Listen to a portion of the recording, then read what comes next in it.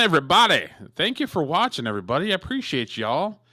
So of course we got a crazy show with a bunch of crazy people that we can laugh and point at. So that's gonna be fun.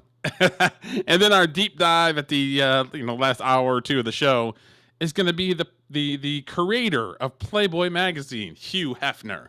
So we're gonna talk about Hugh and all the craziness that came along with that, and him fighting with feminists and activists and all the ists and the 50s and the 60s. He was fighting with them. So definitely check that out, and we'll see you on the other side.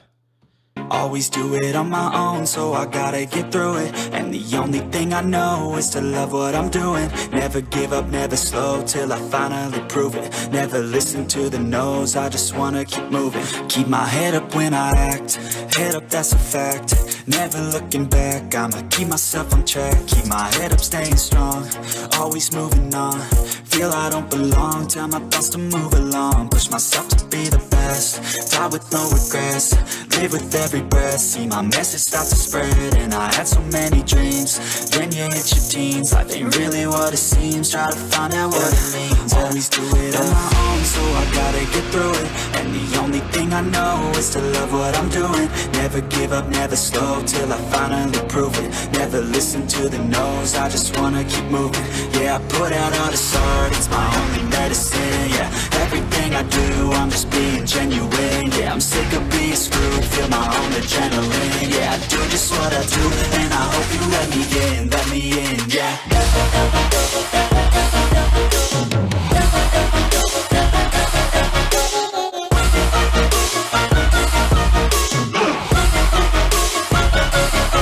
I'm grateful, oh yeah, able, oh yeah, I'm stable, oh yeah, no label, oh yeah, you know me, I have only a path, I'm lonely, but damn, I'm going to win.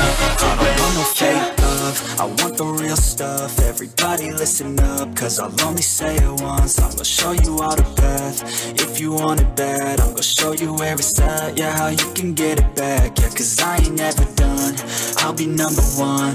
Working hella hard until I get just what I want, yeah. Rises like the sun, yeah, fatal like a gun. Shooters gonna shoot and I'm gonna shoot until I fall, yeah. Always do it on my own, so I gotta get through it. And the only thing I know is to love what I'm doing. Never give up, never slow, till I finally prove it. Never listen to the no's, I just wanna keep moving. Yeah, I put out all this art, it's my only medicine. Yeah, everything I do, I'm just being genuine. Yeah, I'm sick of being screwed, feel my own adrenaline. Yeah, I do just what I do, and I hope you let me in, yeah.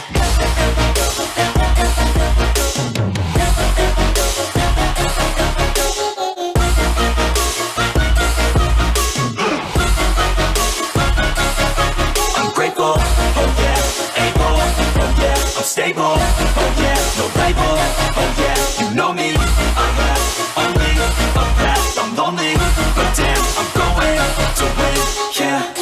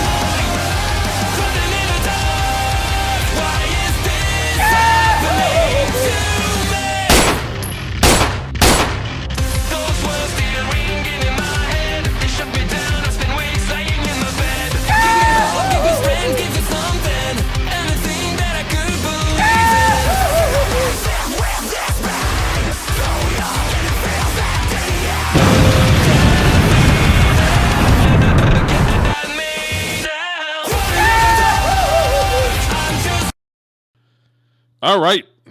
We are here back again on Sundays on the new time, 7 p.m. That's right. We are here. We're rested. We watched our footballs. Mm-hmm. We are good. We are good. Even though your footballs isn't doing that good. I would have rather streamed today than watch the football game. Dire. Well, but if they won, then you'd be like, son of a bitch, I got to fucking stream. Right. It's true. You bastard. Derek, you bastard. Better safe than sorry. So, yeah, I did watch my football and napped. That was my day. Oh, nice. So you're rested. Yeah. Rest and relaxation. I was up till 6 in the morning last night. Holy smokes. I was just kind of listening to music, and then next I looked, and I'm like, oh, look at the time. 6 o'clock? What? No. So Do you not sleep a lot anyway? I'm a night owl.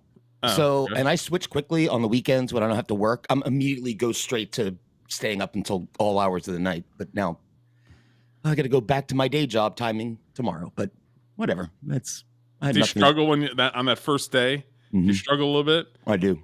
Yeah. I do.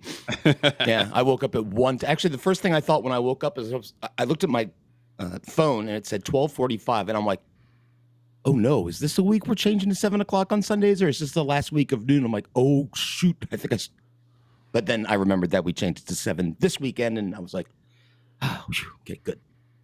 Yeah, I think I messaged you too. You probably didn't see the message. I saw you roasting my team. I got that message. Oh, no, I think I think it might have been in the chat yesterday when you were watching movies. I put 7 p.m. You probably didn't see it. No, it was just a matter of I was shaking the cobwebs off my brain when I woke up, and it took my brain about 30 seconds to realize, okay, good, it's 7. But originally, my first thought was, damn it, I missed work. I'm late. I felt like that when I was younger, but now it's just like, yeah, whatever. Well, it's one of those things that nowadays, like, people find anything they can to complain about. So the stuff that actually matters is just kind of like brushed off aside. It's more, I don't like the way that this person talked to me more than it is showing up on time. It's the weirdest shit. I'm fortunate I have a job where I talk to my boss maybe once a month. He doesn't care when I come in, when I work. He just doesn't give a shit as long as my client's happy and we're making money. He's like, you do your job. I don't care how you do it or when you do it. I need a job like that. Great. It's great. He's an awesome boss. Yeah. Mm-hmm. That's good. But you got to hang out with him every once in a while, don't you? No, I've only met him twice. I've been there over 4 years. I've only met him in person 2 times. He was fun to hang out with. We went out he's Irish, so we both went out to a bar, of course, and had several drinks. It was a good hang, huh? yeah. I talked about sports and had some drinks. No, he's great. So you know how we roll. Oh, before we play Musician of the Week, Thursday stream was great, dude. I really enjoyed having our conversation with Savage. Me too. That was pretty awesome. And hopefully people that watch it afterwards, I've got one of each, like I clipped it. So I think there's like 4 or 5 sections of our conversation that's going to be basically one a day. So go check that out. Savage is good people. We like Savage a lot. And we could sit there and talk music and movies with Savage all day. Yeah, we could have gone way longer. There was stuff he mentioned that we just skipped right over. Like he mentioned being in Russia with Trump. And we're like, oh, that's interesting, and just moved on. I'm like, oh, well, that's a 3-hour conversation. Like right. That's why I do a whole show on that. So we're definitely gonna have Savage back on. We'll have to figure out other stuff we can talk to him about. I'm sure it'll be easy. Well, being in Russia with Trump would be one of them. So now that we're getting limbered, we're getting ready to go. Right. So we got to get ready for our Musician of the Week. Mm-hmm. And then I got a dum dum of the week. That's I don't know, like it's not gonna make me upset, but it's sort of like I just kind of shake my head like you're dumb. so they're a good dum dum candidate. So all right, let's go into Musician of the Week.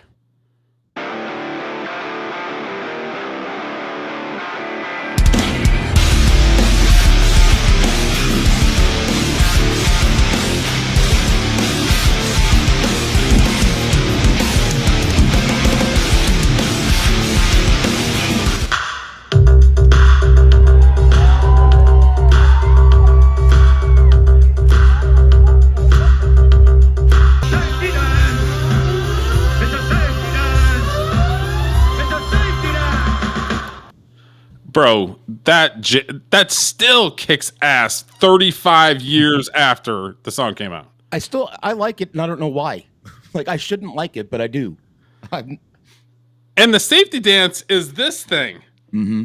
What the hell is that? I don't know. Do you remember the video for it? Well, they're all dressed They're up all like, doing this thing. And yeah, they all got like medieval clothes on, and they're skipping through the countryside doing this. I don't know what's going on. You got Michael Jackson during that time doing Beat It and going nuts with the dances. And they come out with safety dance, which is this. Well, what the hell is that? It was huge. I don't know how, but it was a massive hit. And I don't know what their concerts would be like, because I don't know if they have any other songs. They would just do safety dance like 10 times in a row and then get off stage. I don't. They must have been huge overseas, because I don't know any other songs that Men Without Hats had in the United States. Yeah, I had the album. I have no idea. And I don't remember any of the other songs that were on. Oh, you have the album for it? I had it when I was, back in the day. But that's the only song I remember. So, and that's the only song I would think people would want to hear anyway. So, yeah, because they would probably do like a fair type thing where they play half a dozen songs and then safety dance is like their main one. Because you'd almost have to do that, because people are like, I have no idea what else they sing. Right. So. Yeah, I'm sure you're right. That was like a mini festival of some sort. There were probably a couple of bands on it, and they all played. Yeah, the sign near him says Pershing Square, so I don't know if there's other Pershing Squares, but the one I know of is in downtown LA. Oh. So, okay. Yeah, there's a metro station just right there in Pershing Square. It's sort of like their version of Times Square. It's a real small park area. Well, that was a nice blast from the past. Yes, it was. That song for a while. I had another song picked out that was kind of like a safe song that was already pre-recorded type thing. Mm-hmm. And then I'd seen that. I'm like, oh, yeah, we got to rock the safety dance. Yeah, sure. It's a must. Mm-hmm. Okay, so we're gonna get into our dumb of the week. Now, this person, like I said, I don't have a skin in the game, but it makes me laugh. And when I'd seen it, I think you're gonna get more of a chuckle out of it than me, just because of the situation. But yeah, so we're gonna go ahead and let's see here. Where's my dumb? I don't see my dumb. No. Where's my intro for the dumb? Okay, give me 1 second. It's my favorite bit. You can't lose that one. Sometimes I delete stuff. Give me 1 second and get it back. All right. So let me get my.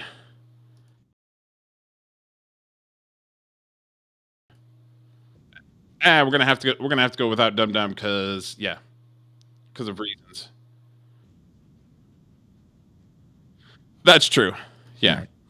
Oh yeah. Well, you can't do it on the fly. That's another retarded thing with eMux. It won't let you do stuff on the fly. Mm-hmm. So everything has to already be lined up and ready to go, because you can't do shit on the fly. Mm-hmm. Which is kind of dumb. They should be dumb of the week. eMux should be dumb of the week. Exactly. Okay, so we'll just go right into this very fine lady. Okay.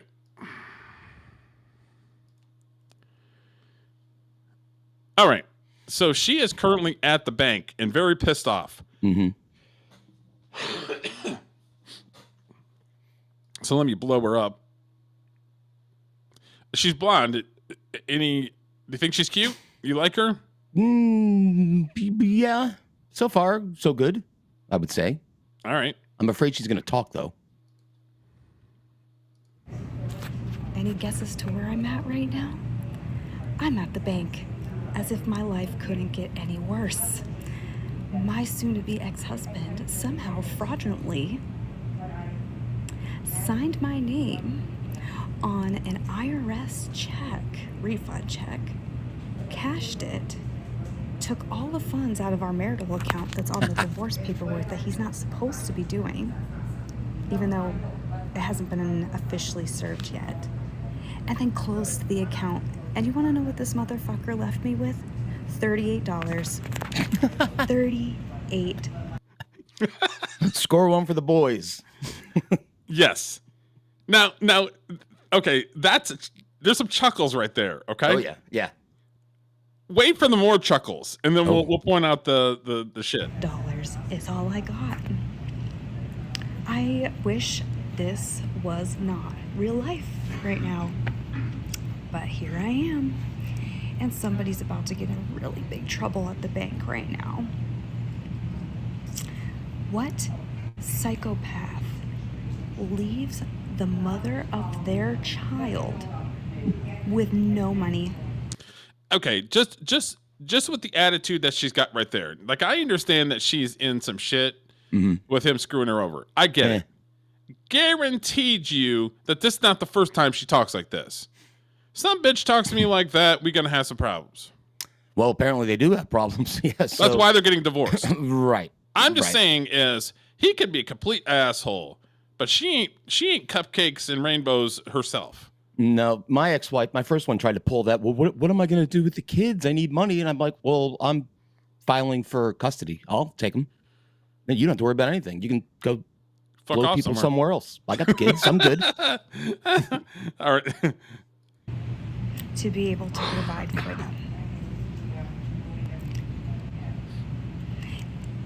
This is beyond narcissism. This is beyond drug addiction. This is beyond a mental. Drug addiction and narcissism. It's bigger than that? That he said, fuck you, bitch, and took the money? He had every right to take the money. If it's not a dual signee account, and the court didn't say anything officially that he couldn't, it's his account. You could roll in there and empty it whenever you want. He didn't do it. Now, signing her name on the IRS check, if that's true, he's going to get in trouble for that. But what? I mean, if they do their taxes as together as a couple, it can be either one of them that signs it, right? Yeah, married couples do things like that. Sign each other's names and stuff. But whatever. I mean, I'm like, why she's. Well, we'll wait and see what she says. But when she said somebody at the bank is going to get in trouble, I want to see where that goes. Okay. Is she going to? Health crisis. I am so upset. I want to cry. I want to cry. I can't believe that this is happening. And despite all of this, I have never did this to him. I never did. She uses way too much makeup, by the way. Anyway. Well, yep. And now she's probably nasty without makeup. I'm looking back and I'm like, you know what? I should have played the game. I should have freaking taken half and moved it to my personal account. He's a son of a bitch, but she was gonna do it. Well, she'd be within her right to clear out the account too. She could have done it, but well, she didn't. So he's only a son of a bitch because he thought about it first. Right, exactly. That's right. Yep. Right there is the dum dum of the week. Right there. That's son of a bitch. But I was gonna do it. He did it before me. That son of a bitch. God, this lady. Or taking all of it. But no, I didn't. So yeah, I don't know. I have no idea. Okay, because she's dumb, she's going to play victim and be like, oh, he screwed me. You were going to do the same thing. Yep. Happens all the time. I have no sympathy for this woman. And when you asked me if I thought she was cute at the beginning, I said yes, but the more she talks, the more... Nah. More, like, no. How I'm going to survive this.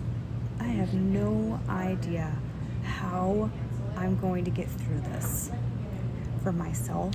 Like everybody else does. Try to get a fucking second job. Try to fucking get out of it. Maybe we all do it. Maybe they have an opening at the bank. Yeah, no shit. We all get into some shit, and we all have to try to figure it out. Plus, she is physically attractive, I would say. She shouldn't have any problems latching onto some money. Probably not. She's a girl. She can get peed anytime she wants. Right. And for my children.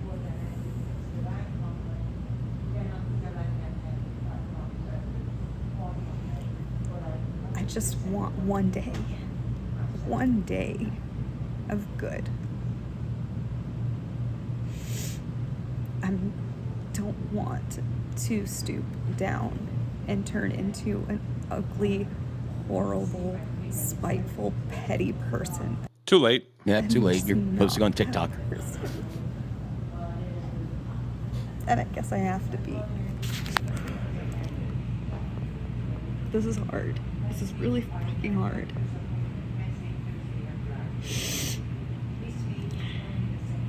I just pray that something comes of it. You may not be wrong, Scorpio.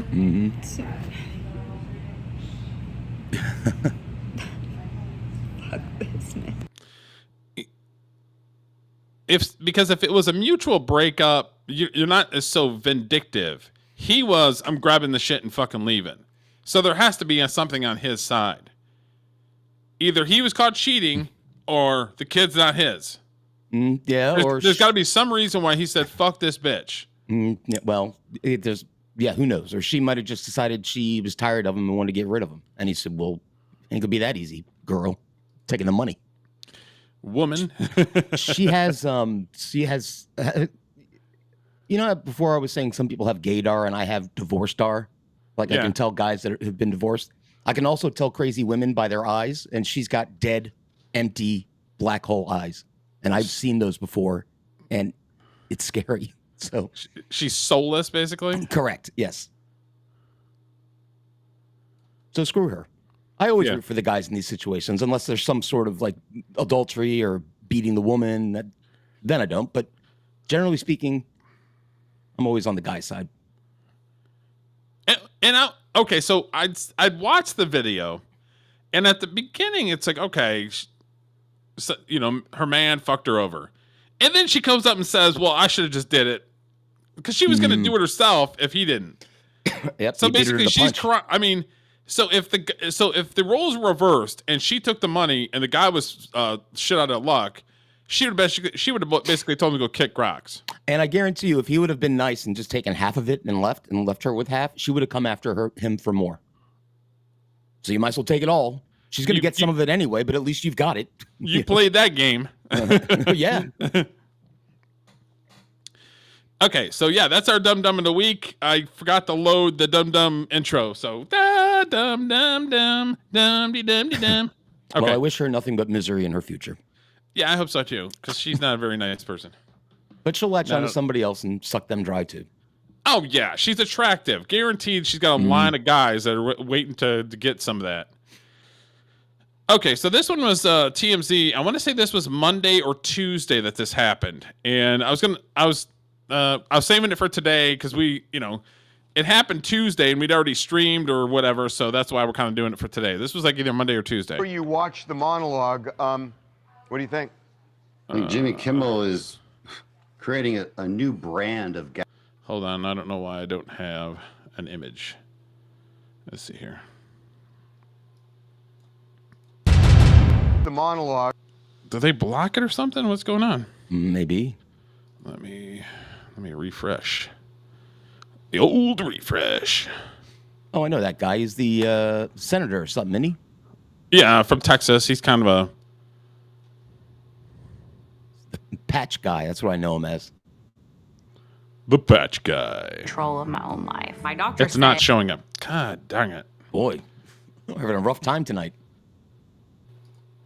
I don't know. It's tough in them streets. Let me try to figure it out. Let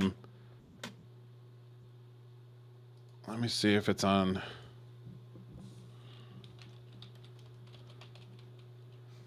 Probably on YouTube somewhere.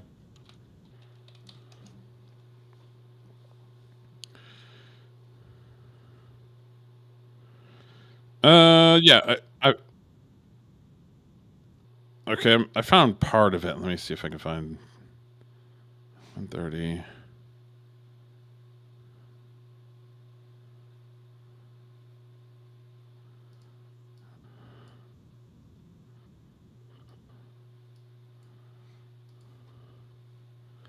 It's tough in them streets. Mm-hmm. Okay. So Dan Crenshaw every once in a go. Okay, so Dan Crenshaw is a Republican from Texas. He's kind of a shady motherfucker. Mm-hmm. Where he's one of these ones that was conservative, and then all of a sudden started accepting backdoor money. Yeah. So I don't know if he's necessarily part of the swamp, but he's swamp-esque because all of a sudden he started getting banked when he joined the team. And TMZ will have him on there because he's just Republican enough to get the other perspective. Mm-hmm. So this isn't the first time that he's been on TMZ. But I thought that this caught my eye when what he said. I'm sure you watched the monologue. What do you think? I think Jimmy Kimmel is creating a new brand of gaslighting. Never my intention to blame, I'm going to quote him, Never my intention to blame any specific group for the actions of what was obviously a deeply disturbed individual. Here's the thing. That's word for word what he said. And when Disney executives went to him and asked him to take it back, he doubled down again. That's why they fired him. That was their reason for firing him. By the way, it had nothing to do with FCC chairman. I'm just saying what came from Disney executives. They said it was his words and his doubling down on those words. And so now he comes back and tries to gaslight us. Well, look, that was never my intention to make light of this, to make light of the murder of a guy with 2 toddlers who won't remember their dad, and then blame his own followers for doing it. He wasn't vague about blaming his own followers for doing it. There was like, oh, I'm sorry, people interpreted it that way. Of course they interpreted it that way because word for word, that's what he said. Yeah. This is an unfunny guy who doesn't deserve a show in the first place. Forget about all this Charlie Kirk stuff. He doesn't deserve a show because he's not funny. Right? He only takes jabs at one side of the aisle. He sucks at his job. Congressman, he's had a show that's been on for a very long time. His show sucks. I know, but I'm just saying that to say that he's not successful just doesn't bear out when he's been on the air for that long. He's successful in your circles of the civic group of people because none of you guys give a crap about the rest of the country. Damn. Yeah. So what do you think of those? Do you agree with them? Disagree? I agree with everything he said. Actually, especially when he said, "Yeah, he's successful in your circles." I was like, "Holy shit!" Yeah, and it's 100% correct. 100%. I did predict that Kimmel's return show would break the record for his ratings, and it did. Got like 6 million viewers, the highest viewed Jimmy Kimmel show of all time, and then the next day it went right back down. Of course it did. Of course it did. Okay, so let me go over to here. I would question why his standing senator is on TMZ, though. Doesn't he have other things to do? Yeah. Like I said, he's shady. He's just Republican enough to call himself a Republican. Gotcha. Okay, so when did the Charlie Kirk funeral happen? Sunday? Was that last Sunday? It was last Sunday during the day. Yep. Okay, so this gentleman right here is from Arizona, and the Cubs have spring training in Arizona, and he's a Christian, and he knows Charlie Kirk and his family from church events.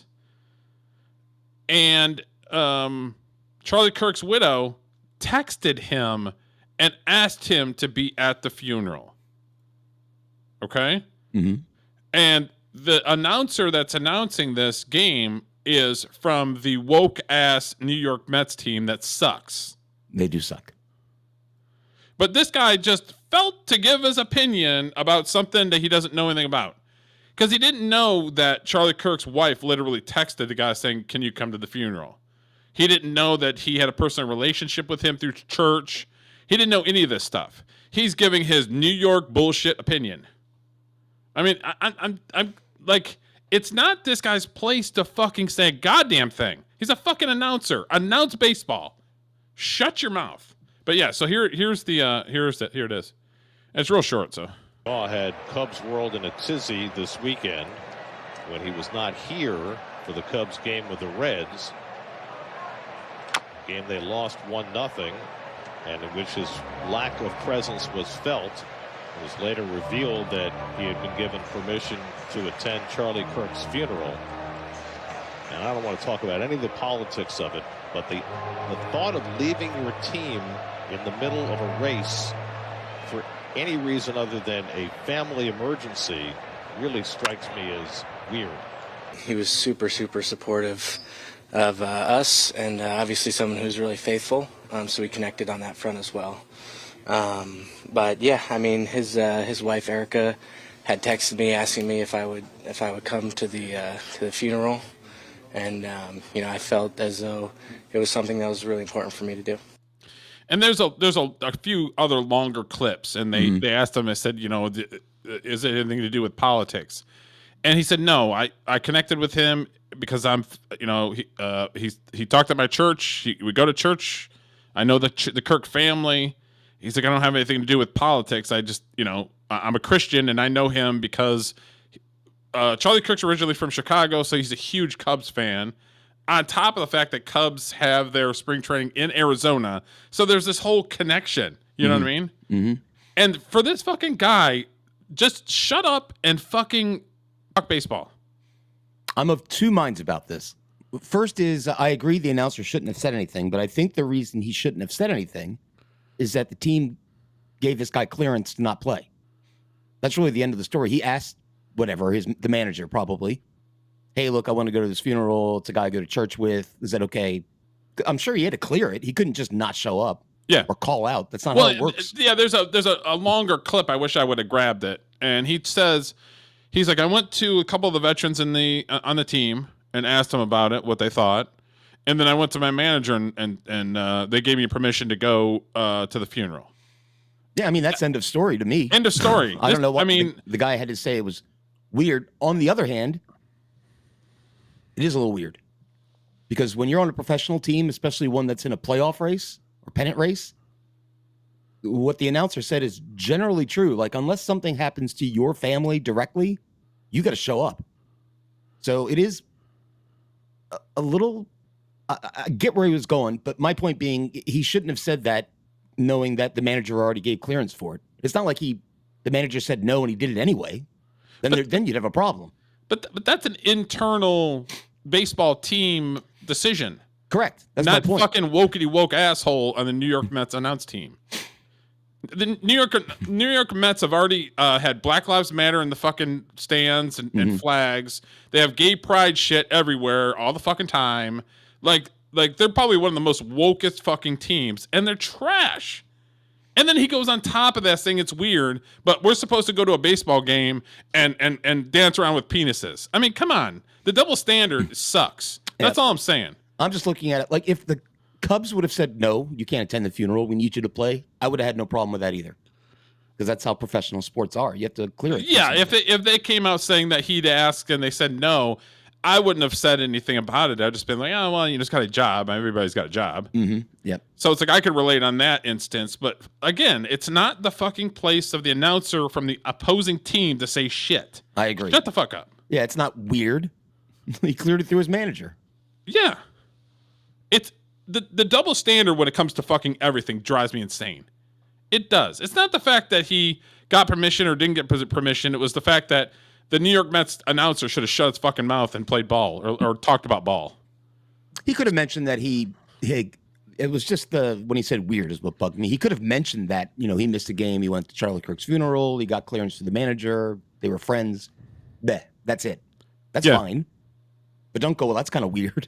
Why would you say that? I know there's a lot of douchebag. There's a lot of space in baseball games that announcers have to kind of be creative and improvise. It's the New York Mets announcer trying to dunk on somebody who's a Christian. Plain and simple. Maybe. Trying to fucking dunk on a Christian. If it was the opposite, it's like if they said that he was going to George Floyd's fucking funeral, nobody would said shit about it. Could have been a political thing too. Am I wrong?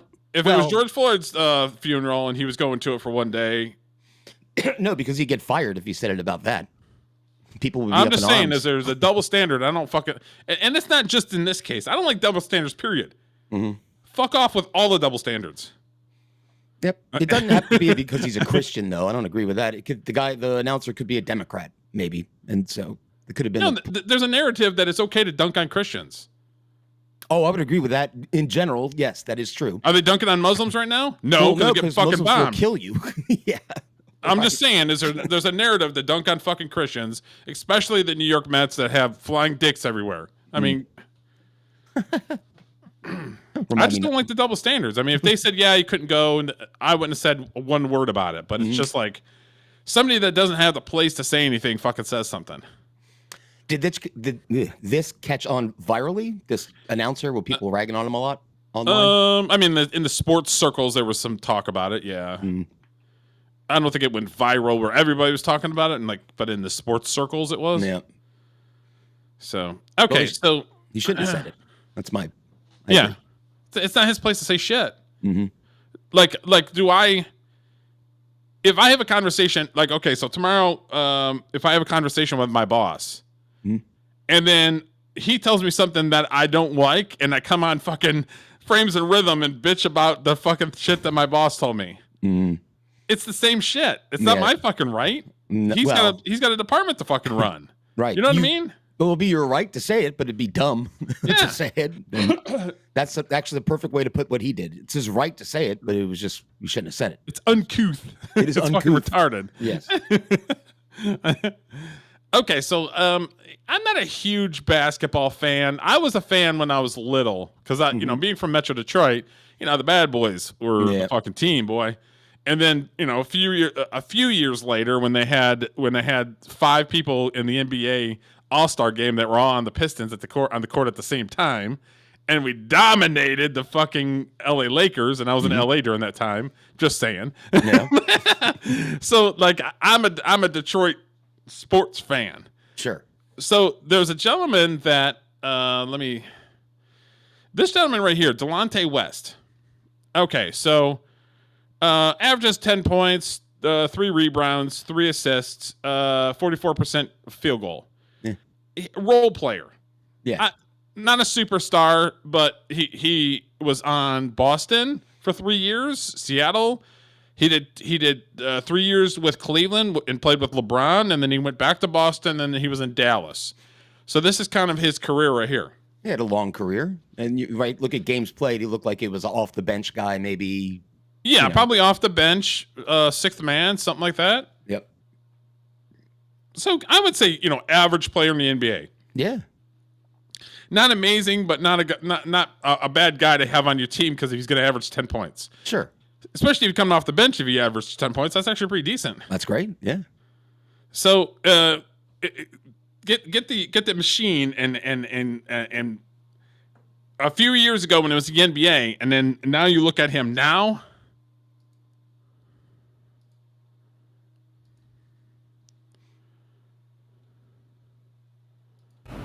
Delonte, what's up, boy? What you doing out here? Hi, Delonte. Oh, man. How are you feeling? You looking good? Love you, bro. Yeah, you're his idol. You alright?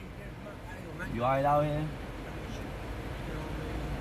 I want better for you, man. I hate seeing you out here, bro.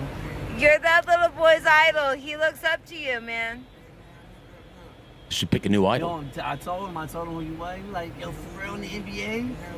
I was like, I told you, bro. I said you can go there, He's bro. amazed that you play with LeBron and shit. He's so amazed. I already know. He used to dunk on me, bro. He used to dunk on me, bro. We bombed. Okay, first off, I hardly understood a word any of those people were saying. What language were they speaking? I have no idea. After 2 little handshakes, you can stop. You don't need to do it like 10 times. And, oh boy, this poor fella. Oh boy. What the fuck happened? Crack's a hell of a drug. Holy Jesus. crap. Oh, man, that's a shame. That's too bad. He's in good shape.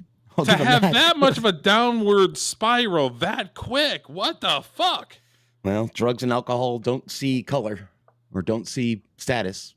Can hit everybody, and this poor guy looks like he oh man, that's a shame. What the fuck? At least he's got a fan. I mean, okay, what is the average salary in the NBA? You'll have to go back years though, right?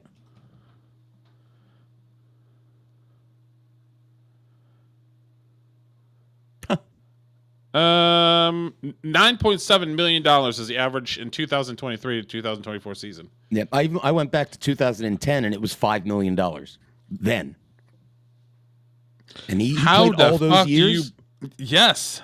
So he's a bench guy. So figure he's probably below the average, maybe 3-4 million, maybe. Probably for what, like 10 or 12 years. Yeah. How does that shit go that fucked up, man? I don't know, man. Wonder if he was married. Might test some of it. But I don't. This is what women do to you people. Don't get it. Well, that's a shame. Poor Delonte. What West. happened to Delonte West? was there like anything tragic? Prior to his professional career, playing professionally, West played college basketball for the St. Joseph Hawks. Now West is rumored to be homeless, living on the streets of Washington, D.C. Hey, you can go see him. Really? I'll go down and hang out. Sure. He currently is 39. If he makes it to 45, he can start receiving a pension from the NBA of $19,000 a year. Jeez, that's it? Holy cow. That's like nothing.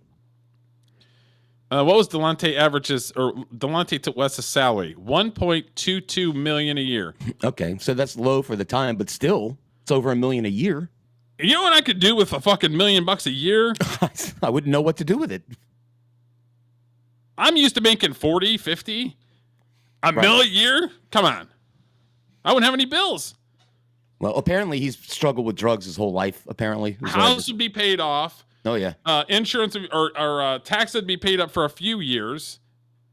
Cell phone would be paid off for like months. I wouldn't have to do shit. All in one fucking year, I get all the shit done. I won't have to do shit.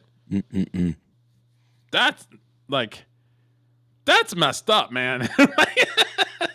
Holy crap! Well, apparently he was diagnosed with bipolar disorder, and he had gun charges. So he's a troubled young man, and now he's a troubled old man or middle-aged man. 39. He looks like that. Well, maybe he'll get his shit cleaned up. I hope so. I'll send out good thoughts for. You want to go hang out with him in DC? Not particularly. I wouldn't dap him up a dozen times if I drove by in my car. I'll tell you that much. Like, what's up, Delonte? What's up? Yo, I saw you on TMZ, dog. Can I have $5, brother? No, you can't have $5 from me. Right? Yeah, I ain't buying your crack rocks. I don't carry cash, homie. Yo, you play with LeBron? Yo, dog, you're my idol, man. What's up? Dap it up. I'd roll up my window if somebody like that walked my car in DC. So he averaged $1 million a year, and he played in the NBA 10 years. So this motherfucker brought $10 million for the entire time he was in the NBA. Yep. And you can't fucking live. Yep. Taxes figure half of that. So still, $5 million. You can't live in $5 million. Well, some of these ball players, they're very extravagant with their. They probably buying cars they don't drive and houses they don't need and bling and all that kind of shit. Basketball players not notoriously good with their money, is what I'm saying. It's crazy, absolutely crazy. The fall from grace, and now he's a crackhead on the fucking streets of DC. Nope. That's messed up. There, but for the grace of God, go I, as they say. Thank you, Lord. All the shit that I was involved in, I'm not a crackhead in the fucking streets of Atlanta. That's messed up. Yeah. God, I'd seen that. I'm like, holy crap! What the hell? I'm like, if I do that reaction just watching on fucking the Twitters, I'm like, okay, this is content. I like you, am not a huge basketball fan, but I blame that because I'm a Washington, D.C. sports fan, and our basketball team has stunk for the Wizards. They're terrible. You had Michael Jordan at one point. Yeah, that didn't work out so well either. It was fun for a couple of years having him around. It was exciting, I guess, but yeah, not so good. Huh? Because it was on the tail end of his career, and he was just there to try to pack some asses in seats. Well, basically. no, he came over as a part owner and manager of basketball operations, and he wasn't going to play for us. Okay, but we were so ass. He's like, "Fuck it, do I need to get out there and do this shit?" So he wound up coming back and playing.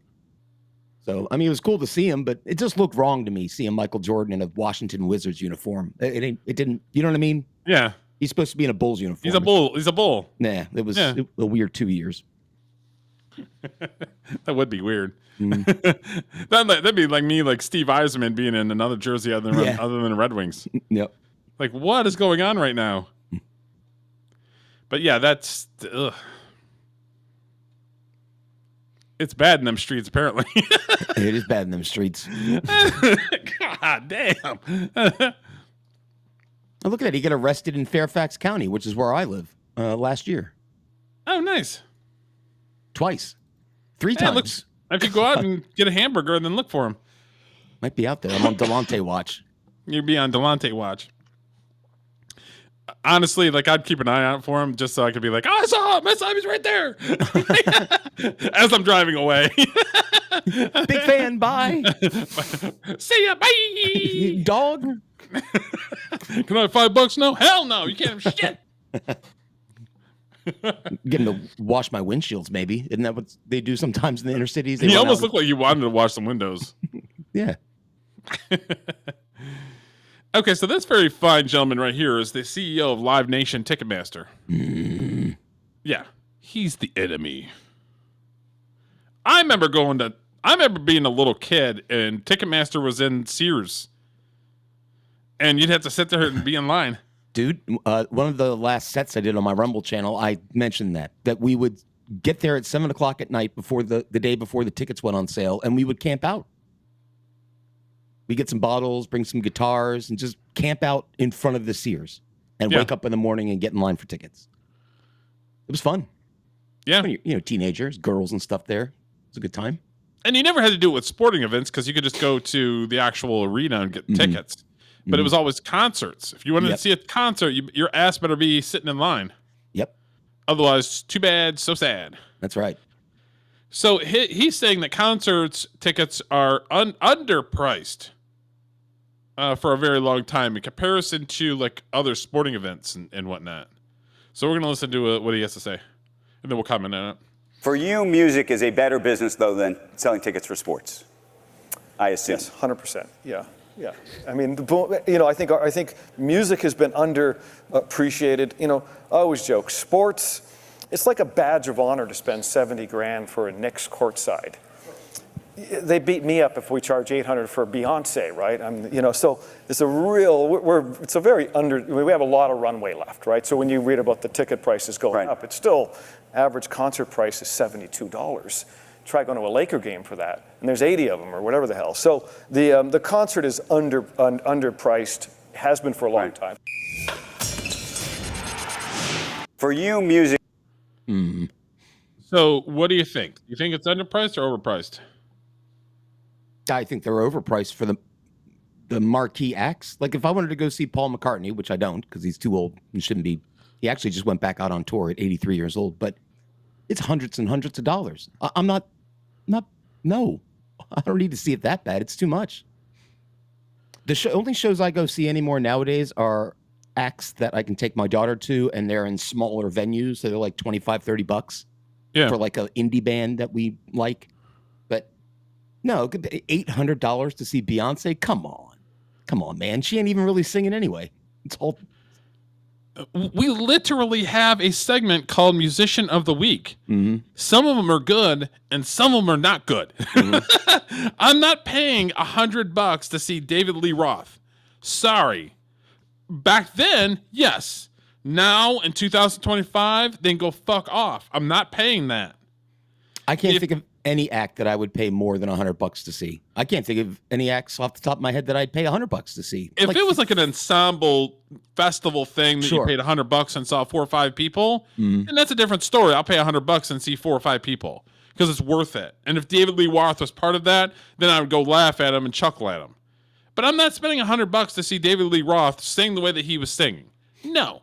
But to his point, sports tickets are for like around here.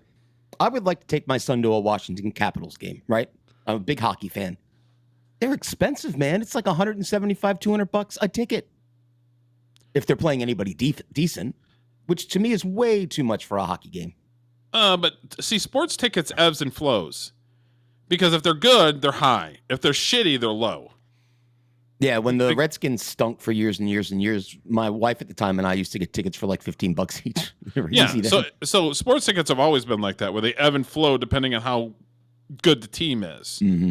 But they don't ebb and flow for musicians. No. It's well, you want to see this person 30 years after their prime. You're paying more money to see this person. It's like, no, it doesn't work that way. I remember Pearl Jam. Eddie Vedder from Pearl Jam spoke to Congress about this, 20 years ago, maybe, saying that because he said, look, we don't want you charging more than whatever, say $40 for a ticket to our shows. Yeah. And Ticketmaster's like, well, it ain't your call. And Eddie Vedder's like, well, I think it is actually. So he went to Congress and talked about price gouging and Ticketmaster and that sort of thing. So not a Pearl Jam fan, but a fan of that. Good for him. I'd actually looked at a Pearl Jam song to play as for Musician of the Week, but I didn't. The song wasn't one of their. It's kind of one of their beat tracks, and I'm like, if it was off of fucking 10, hell yeah, I'll play it. But it's like, yeah, that's how I feel about them. Their first 2 albums were good. The rest, I'm like, whatever. The only thing I respect about them is they would show up when they were at the height of 10 and some of the albums after that, Yellow Ledbetter and all that stuff. They would still play small clubs that they enjoyed playing. So I'd heard that they were in Ann Arbor, Michigan during the time that I was when I was there. And they would come in and be like, performing right now, General Clusterfunk. And then all of a sudden it's Pearl Jam fucking jamming. You know what I mean? Like, that's a great name for a band, by the way. Yeah. So it was like they enjoyed their rise with some of these smaller venues, so they enjoyed it. So they would just randomly pop up for fans. And they're very respectful to their fans, or well, you could say their customers, if you want to call them that. And they've got a huge following now. They're like, people follow them around like they follow the Grateful Dead around. Yeah. Scorpio says, I'm thinking about seeing The Wizard of Oz at the Sphere in Vegas with my mom. Oh. That's a cool place. Yeah, that's your mom. Yeah, I would. But tickets are pretty steep. Oh, I can imagine.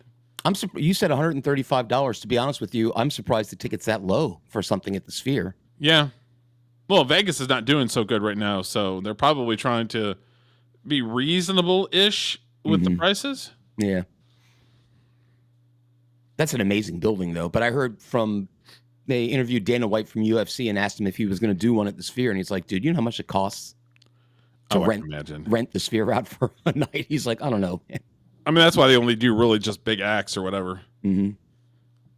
So I know there's people that aren't Backstreet Boys fans, but they did like a Backstreet Boy thing, and they had like 3D and freaking like an elevator and shit. It's like, oh my god! For the Backstreet Boys? Was that Backstreet Boys or was it? It was one of those boy bands, but like that whole thing where it was like a 3D elevator that they were singing on and stuff. It's wild. It's on YouTube's.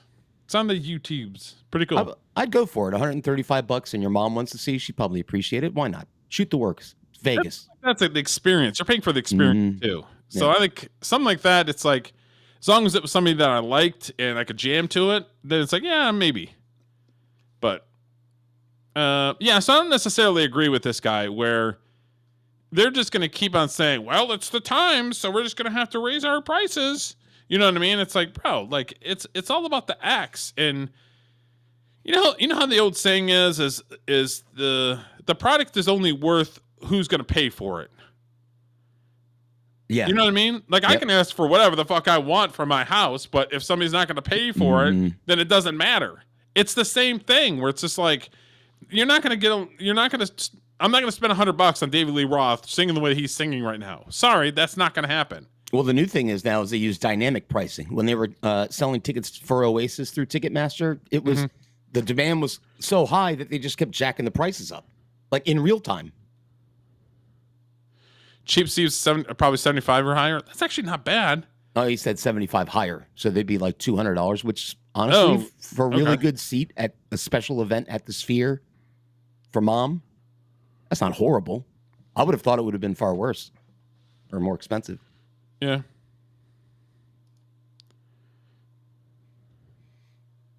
Yeah. You only live once. What the hell, Scorpio? Yeah. Definitely do it for the experience for sure. I mean, it's not something you could do all the time, but it's something that's kind of a special event thing. Mm-hmm. Sure. So yeah, I completely disagree with this guy because you can't just put a pile of shit on a stage and call it good and then want to charge $200. Sorry. Right. Doesn't work that way. Nope. Okay, so this next, for all the Harry Potter fans, which I was never a Harry Potter fan because it came out and I was already an adult, and I'm just like, yeah, I don't care. me too, but my kids all read them, so I read a couple of them just to see what they were about. Their books were all right. Movies were okay.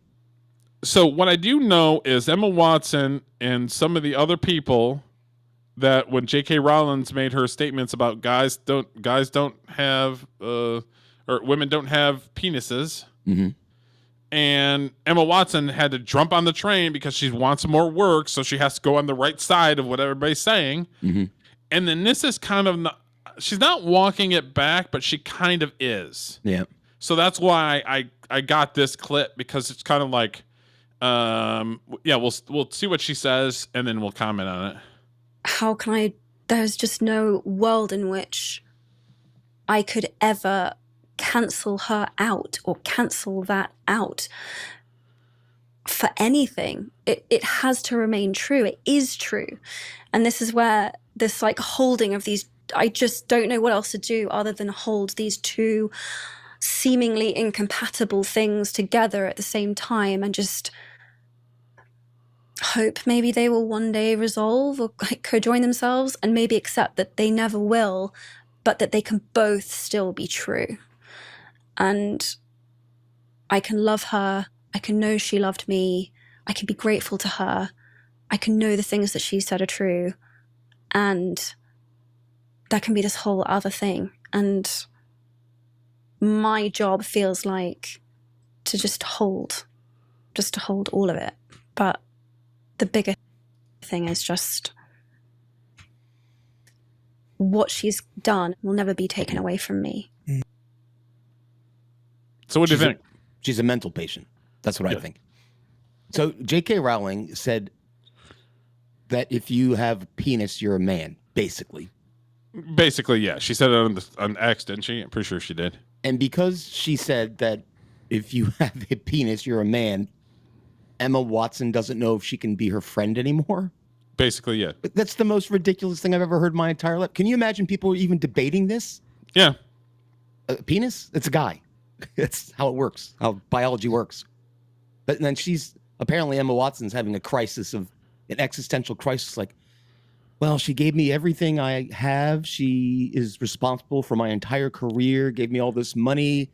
She gave me an opportunity to play the lead character in the biggest series of books and movies of the decade. I was just going to say that. She literally gave her, J.K. Rowling's give her everything. And then for you to basically be like, oh, I'm just going to go with whatever the Hollywood narrative is. Have you seen anything that Emma Watson's been in since? No. Exactly. I haven't. Actually, I don't even know if she's... talent. It's about talent. So for her to be that ungrateful that she will break ties with somebody for them saying that if you have a penis, you're a man. It's like I said, she's mental. These people are mental. Because she thought that was the right move, is to go with whatever the Waters of fucking Hollywood was telling her to do. And it's like, bro, the Waters of Hollywood is going to steer you wrong every time. Well, even if let's say that Emma Watson really actually believes that people with penises can be women. I'm going to assume that she actually believes that for real. Yeah. Okay, so get over it. Your friend disagrees with you on that one point. I've never had a friend, close friend, acquaintance that I haven't disagreed with on something. You just move on from it. It's no big deal, right? And Emma Watson couldn't come out and said, this was when it was said, that, you know, I love J.K. Rowling. We don't always disagree on things, but I love her. Done. Mm-hmm. It was a big thing. That way you're giving the PC, there's certain things that she says that I don't like, without like taking Hollywood's side, and then Hollywood basically being like, meh, it's a living. You know what I mean? Like, yeah. Well, it was a big deal 3 years ago. They came out with a game, a Harry Potter game for Xbox, and there were a lot of leftists saying, "Well, we're boycotting it." As a matter of fact, the website IGN, I think it was, refused to even review it because J.K. Rowling thinks that if you have a penis, that means you're a guy, and it was ridiculous. I'm like, you're saying you're it wound up making millions and millions and millions of dollars, so it didn't matter. But it was just, I don't know, man. I don't know what's happened to some people. I don't get it. I don't get it either. I don't understand why you have to take a side. You can just be like, there's certain things we disagree on. But I know. I agree with that. But in this particular instance, there is no side. Yeah. If you have certain chromosomes, you're a male, and if you have other, a certain combo of chromosomes, you're a woman. That's it. There's no discussion. And these are the same people that said to take a jab that wasn't fucking tested. No, that's true. And then you should be excommunicated from society if you didn't take the jab. But then they want to turn around and tell you that somebody has a penis and somebody doesn't. Like what side are you taking? What side of crazy are you taking? You know what I mean? Yeah. YouTube did a backpedal on that, I think, last week. Did you see that? They're like, well, all those channels we canceled about you talking about the jab. Sorry about that. We're going to give you your channel. Just kidding. Here you go. Alex Jones, here you go. Yeah, and then Alex Jones got his channel back and literally was kicked off the platform 3 hours later. They kicked him right back off. Yeah, he didn't last very long. Just kidding. Yay. But I think the reason they did that, and I think the reason that Emma Watson is saying this type of thing, I see lots of people in Hollywood starting to float a little bit the other way because of the way the general wind is blowing in the country, in the world, kind of blowing towards the right a little bit. I see celebrities starting to kind of not come out and say they're Republican or anything that direct, but start to say things a little... Go back to the middle where everybody should be. Not be quite as bananas. Yeah. I just don't understand. And we talked about this last time that I'm not going to play into your fantasies. Right. So if somebody says, well, this person over here is a girl, but she has a penis. And I'm just like, I'm not going to play into this fantasy. Sorry. Mm-hmm. Like, I'll be kind to them. I'll be nice to them. Yeah. Because I've actually run into that where an actor that I worked with, mm-hmm. he's gay and his daughter was transsexual or something. And she was very nice. Mm-hmm.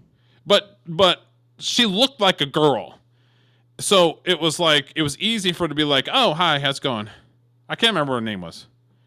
But it wasn't like you looked at this person and it looked like a guy like in a dress.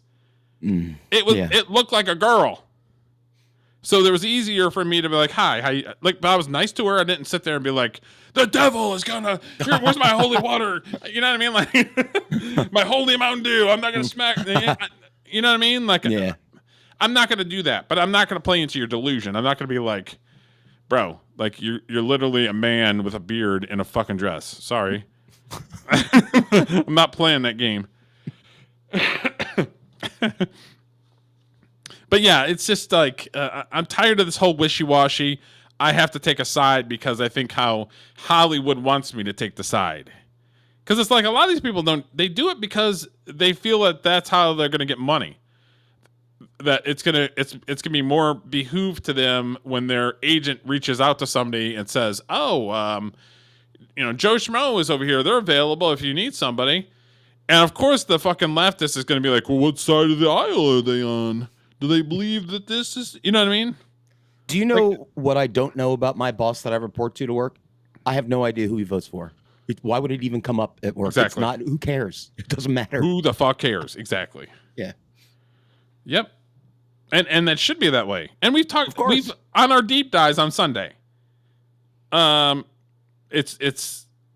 We deep dive somebody.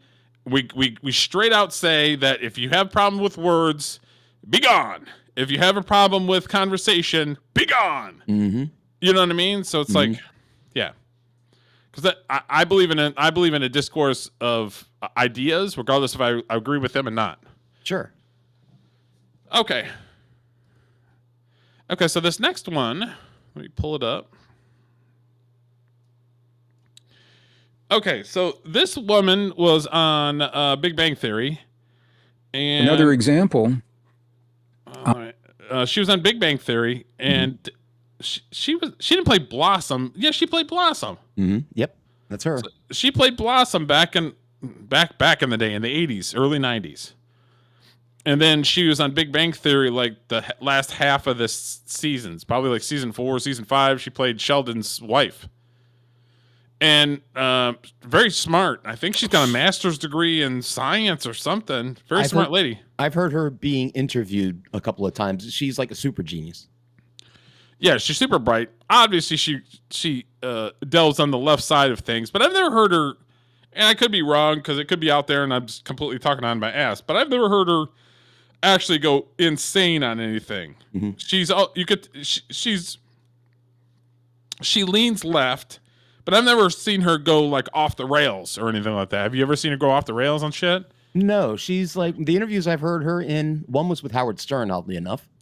She just came off as sort of a hippie, really. Like a really, really super smart hippie. Oh, okay. She was into natural childbirth, which I'm all for, and breastfeeding, which I'm also all for babies. And she's like, just, you know, kind of a hippie-ish kind of chick. I don't have a problem with that. Okay, so she has a Greg Braden, who is a person that's a scientist, and he's talking about climate change. And we're going to watch it. I'm going to use climate change. As a geologist, I'm very passionate about this. You believe in it? Climate change is a fact. I've been talking about it since I've been talking about it since 1979. Right there. I mean, that's, you can tell she leans left. Oh yeah. Those even though the Earth is a living organism that is going to change in some way, but okay. I don't have a problem. It's also a fact that humans are not causing it. Humans are not causing it, and the real scientists know cow this. farts. It's not the cows. I'll tell you. I mean, NASA knows this. NASA knows that over 90% of the CO2. There is an increase in CO2. Okay, it's just I made a statement, and I just want to justify this. Is there more CO2 in the atmosphere now than there was 10 years, 20, 50, 100 years ago? The answer is absolutely yes. Is it a bad thing? The answer is no. Is it the most we've ever had? We're right about 440 parts per million right now. In geologic history, we're looking Cretaceous over 1,000, or the Jurassic over 1,000 parts per million, Triassic 2,000 parts per million. The Earth was lush, the Earth was green, life was abundant during that time. And what we see in geologic history, and this is fascinating to me, there are times when CO2 levels are high and the temperatures are low, and times when just the opposite is happening. It's not necessarily a one-to-one correlation. Where's the CO2 coming from? NASA knows. I've got a bunch of videos on this. Over 90% of the CO2 is coming from the oceans, warming. Warm water holds less gas. Here's the kicker. The oceans are warming from underneath, not from the top. If it was from the CO2 on the top, you know, the warming of the air, it would be coming from the top. It's warming. The glaciers are melting from underneath. The CO2 is coming.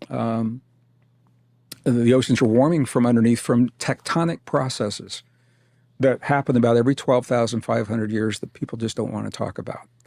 It is a tectonic process that begins in the core, translates perturbations into the mantle, into the crust, the weak areas of the crust. You see more tectonic activity, more volcanic activity, was exactly what we were seeing. Another example. So what do you think? What's your thoughts? I'm not a geologist, but that guy sure seems to know what he's talking about anyway. He sure does. It would make sense that, you know, okay, entire continent plates are moving, which would cause some sort of heat, friction, right? The center of the Earth is a giant hot ball, which you would think would... Of lava and magma. So, and that he's quoting like the Jurassic, Triassic periods, and it's been like double worse than it is now then. And his point being, and back then there were trees and it was lush and everything was fine, is a good point. I think it's the arrogance of humanity to think that they can affect, through their little riding a plane somewhere, they can affect the planet. Humans need to understand that they're insignificant scientifically. Just the size, it's a fucking planet. Nothing you can do on an individual basis, in my opinion, could impact an entire planet that much. Correct. I'm not a geologist. I could be completely wrong about that. I could be talking out of my ass. Actually, I am talking out of my ass, but that's what I do here. Yes, but the problem that I have is legislation, all these NGOs, all this shit talking about climate change and what we need to do, it's all a money grab. Every single part of it is a money grab. And in this 2-minute and 7-second clip, he completely annihilated the billions and billions and billions of dollars that people fucking steal and lie about in a 2-minute clip. Yep. Well, 2 points there is one, I'll bet you I can find a geologist that's just as scholarly as this guy say the exact opposite, because that's a problem. Like, which scientist do I believe? I'm not a scientist. And then what do you know? The other thing is we focus all these energy projects on America and Western Europe. Like, we're the ones that are supposed to get better. Meanwhile, India gives no fucks about that shit. There's a billion people over there. Who produces most of the fucking waste. Right. So even if you subscribe to the idea that because people have factories that the Earth's going to flood in 10 years, then it's got to be a world problem, not a just America white person problem. True. Why do we have to foot the bill is my point. Exactly. And why do people accept that an NGO that's just trying to steal money from people is automatically right? I don't understand that. Whenever I hear the acronym, I mean, that makes sense to me. Mm-hmm. Yeah, what he said made sense. Sure. There's a thing called red tide, which affects the oceans, that kills millions of fish. I wonder why. Because the effects of what the ocean does and the shit that we don't know about 1,000 feet underground or underneath the water surface. We don't have fucking vehicles that can get that deep. Nope. Once again, I blame white women, Derek. Always seems to come back to that. And it does. It's the grifting, the fucking trying to get money for bullshit. And you're absolutely right. The planet is gonna do what the planet does. Correct. If it blows up tomorrow, there ain't a fucking thing we can do about it. Nope. Period. End of story. That's why I'm tired of the grift. That's why Elon Musk is like, we need to get off this planet just in case. We need another option here. Let's get to Mars or something. The grift gets old in this fucking trying to lobby money for projects that are insignificant. They're not going to do anything. Every one of these pop-up causes and NGOs, it's all a grift. BLM, Soros Foundation, it's all. I agree. It's a money grab. Whenever I hear the acronym NGO, I immediately think somebody's grifting somebody. There's money in it. Yeah, somebody's lying to somebody. Mm-hmm. Absolutely. Okay, so yeah, the grifting just irritates me. Because it's just like they're blatantly lying, and then you have a scientist that's like, "Oh no, actually, it's this." No, you're not right. You're not right. Yeah, and then like, if somebody like me says anything, "Are you a scientist?" No, you disprove the fucking scientist. You literally said that this guy didn't know what the fuck he's talking about. Who's a scientist? But then Derek on fucking YouTube says something. It's like, "Are you a scientist?" Like, get out of here. Well, we comment on all sorts of things. We're not experts in really anything, to be honest, but we're just voicing our opinion. That's one thing I am an expert in is my opinion. Yeah. So there you go. And I always, because we talk about movies and music and television, I always have the angle that it's a musician saying it, or it's an actress saying it. You know what I mean? So I always try to find something that always plays into what our channel's about. That's true. Plus, you do know lots of stuff about movies and movie making, and I do know stuff about musicianship. So I'm not an expert, but I'm at least a knowledgeable source, I would say. Knowledgeable. Yeah. Understand the basics and understand some of the advanced stuff too, because you've been doing it for so long. Mm-hmm. Okay, so you had pulled this one for us today, and I kind of grabbed it. And this article is we're just going to briefly go over it. Let me share. And we've talked about AI until we're blue in our face. And it doesn't seem like people are even paying attention, because the views on the AI videos that we do are non-existent. I blame Either the AI. there's so many people talking about it, or people don't give a fuck. The AI is suppressing us, Derek, I think. It's possible the AI is also suppressing us because we're talking as shit. And I will say before you go into this article that I called exactly this like 3 weeks ago. You did. You called it. Okay, so talent agency circles AI actress Tilly Norwood as a studio quietly embraces AI technology. Zurich Summit. Of course it's the fucking Germans. Of course it is. Well, close. Or where's Zurich at? Zurich is Switzerland, but that's like Germany, kind of. Oh, The same idea. All right. I'm sure I'm sure somebody that's over there. No, I'm not German. 999. 999. Actor, comedian, technologist Ellen van der Velden has revealed that her recent launched AI talent studio is in talks with a number of talent agencies interested in signing the first creation AI actress Tilly Norwood. Let me share this. That is Tilly Norwood. She's cute. I'll give her that. For an AI. I mean, can I say that about an AI? Now, this is a fabrication. This is not a real fucking person, correct? Correct. That's correct. Okay. We've had this conversation before. I'm a purist, and this is fucking pure evil. Mm-hmm. Pure fucking evil. Mm-hmm. I agree. I think this is terrible, but I understand why they're doing this. Let's save money, because they want to make movies as cheaply as they can, so they don't have to pay anybody.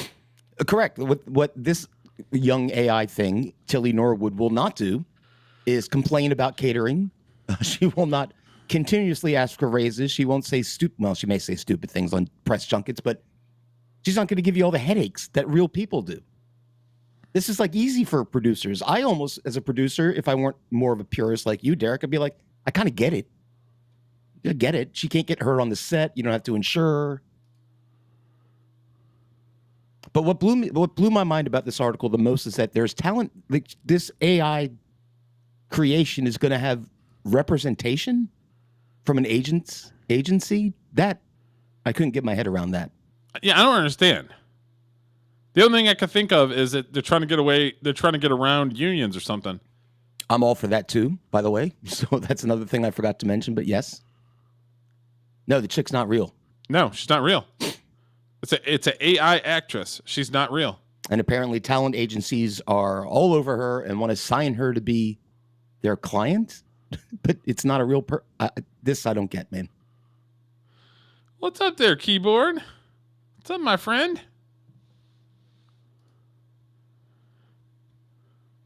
Okay. Yeah, this is just plain fucking weird. Yeah, if you scroll down to the bottom, there's a few more good points if I remember. If you keep scrolling. Yeah, okay. It says if you scroll up just a bit. Okay. The revelation of a possible agent signing for Tilly Norwood comes just days after this person officially announced the creation of Zicoa, which is an AI generating actors company. An AI talent studio designed to create, manage, and monetize a new generation of hyper-real digital stars. Norwood will be one of the first AI-generated actresses to get representation with a talent agency. I read this today, and I had to think about it. I still have to think about this. Like, how do you represent a thing that's not real?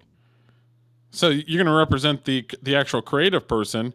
But that one creative person could be representing 500 actresses because they're all digital. Okay, so now if the agency was representing the company that was generating these AI actors and actresses, that would make a little more sense because they could say, "Hey, we need you to generate, a redhead with big boobs for this movie we're doing next year, and can you do that?" And then you would do that. But this specifically says they're signing Tilly Norwood, who is not a real person. Yeah, oh man, it's coming. Are we in hell? I mean, are we in hell right now? I have asked that before. Like, is this hell? And then when we die, we get to go to a normal world? Well, the reason I think it's hell is because no matter what we say and no matter what others say, people are going to do. They're still going to do whatever the fuck they want to, and it has nothing to do with what we say, at all. So it's like, I think it's bad to blow up the world. Oh, you know what? We're gonna blow up the world anyway. But in a music and television and movie space, this is huge. I've already predicted there's going to be a #1 song that's done completely by AI on Billboard soon. And like this says, there's going to be movies starring non-existent people. And they will become stars. And you know what's even better? They can program them to interact directly with their fans at the speed of a processor. You know what the crazy part is if they switch to completely 100% AI shit, no entertainment lawyers anymore, no agents, no marketing people, no publicists. Mm-hmm. All of it gone. All of it gone. Do you need to publicize the fucking creation of your mind? A person that's not real? It's industry shattering, both in music and in Hollywood. When this happens, because it is coming, and it is happening. Because you're right, Derek. What, you could bypass those fucking annoying unions. You don't need to deal with them. You don't need lawyers sniffing around your fucking money all the time. You just create a star. And if people don't like it, you could just delete the star and try again. They don't get older. They don't. Exactly. They don't get older. You can have the same AI actress for 50 years and it wouldn't fucking matter. Why would you want to use Gidget, 2050. Gidget's the same fucking. She'd been looking the same way the entire time. From a logical standpoint, it makes no sense why you wouldn't do this. But from an artist's point of view, I think it's no good. No I mean, what do you think? I mean, we just had Savage. Thursday. The man has 1 Emmy and was nominated for like 7 Emmys, and he was having trouble trying to find fucking work. Could you imagine in 10 years or 15 years when all this shit becomes fucking reality? You better learn. I still think that there's still going to be limitations with AI. You're not going to be able to get the emotion out of somebody that you can using real people. But people will get used to that, Derek, I think. Oh, I mean, the fucking idiots. There's an awful lot of idiots flowing around. Well, my suggestion for young people nowadays is learn a trade, brother. HVAC, plumbing, that sort of stuff. Which has been, it's been that for 30, 40 years. Where there's more money in doing a trade than it is fucking anything else. Yeah. Remember when they busted one of the unions years and years ago, and one of the politicians said, well, you better learn to code. Yeah. It's gone back the other way now. Like, don't learn to code now. Yeah, don't learn to fucking code. There'll be no jobs. Learn to trade. It's sad. Yeah. It's fucking retarded and sad. Sad and retarded. Well, I appreciate you sharing it. I thought it was pertinent to our show. And since we talk about AI, that was a huge thing. When I read that, I'm like, what the fuck? Okay. So this is a little bit more geared toward me, being from Metro Detroit. This gentleman right here was a broadcaster for the Detroit Tigers and the Detroit Red Wings for decades.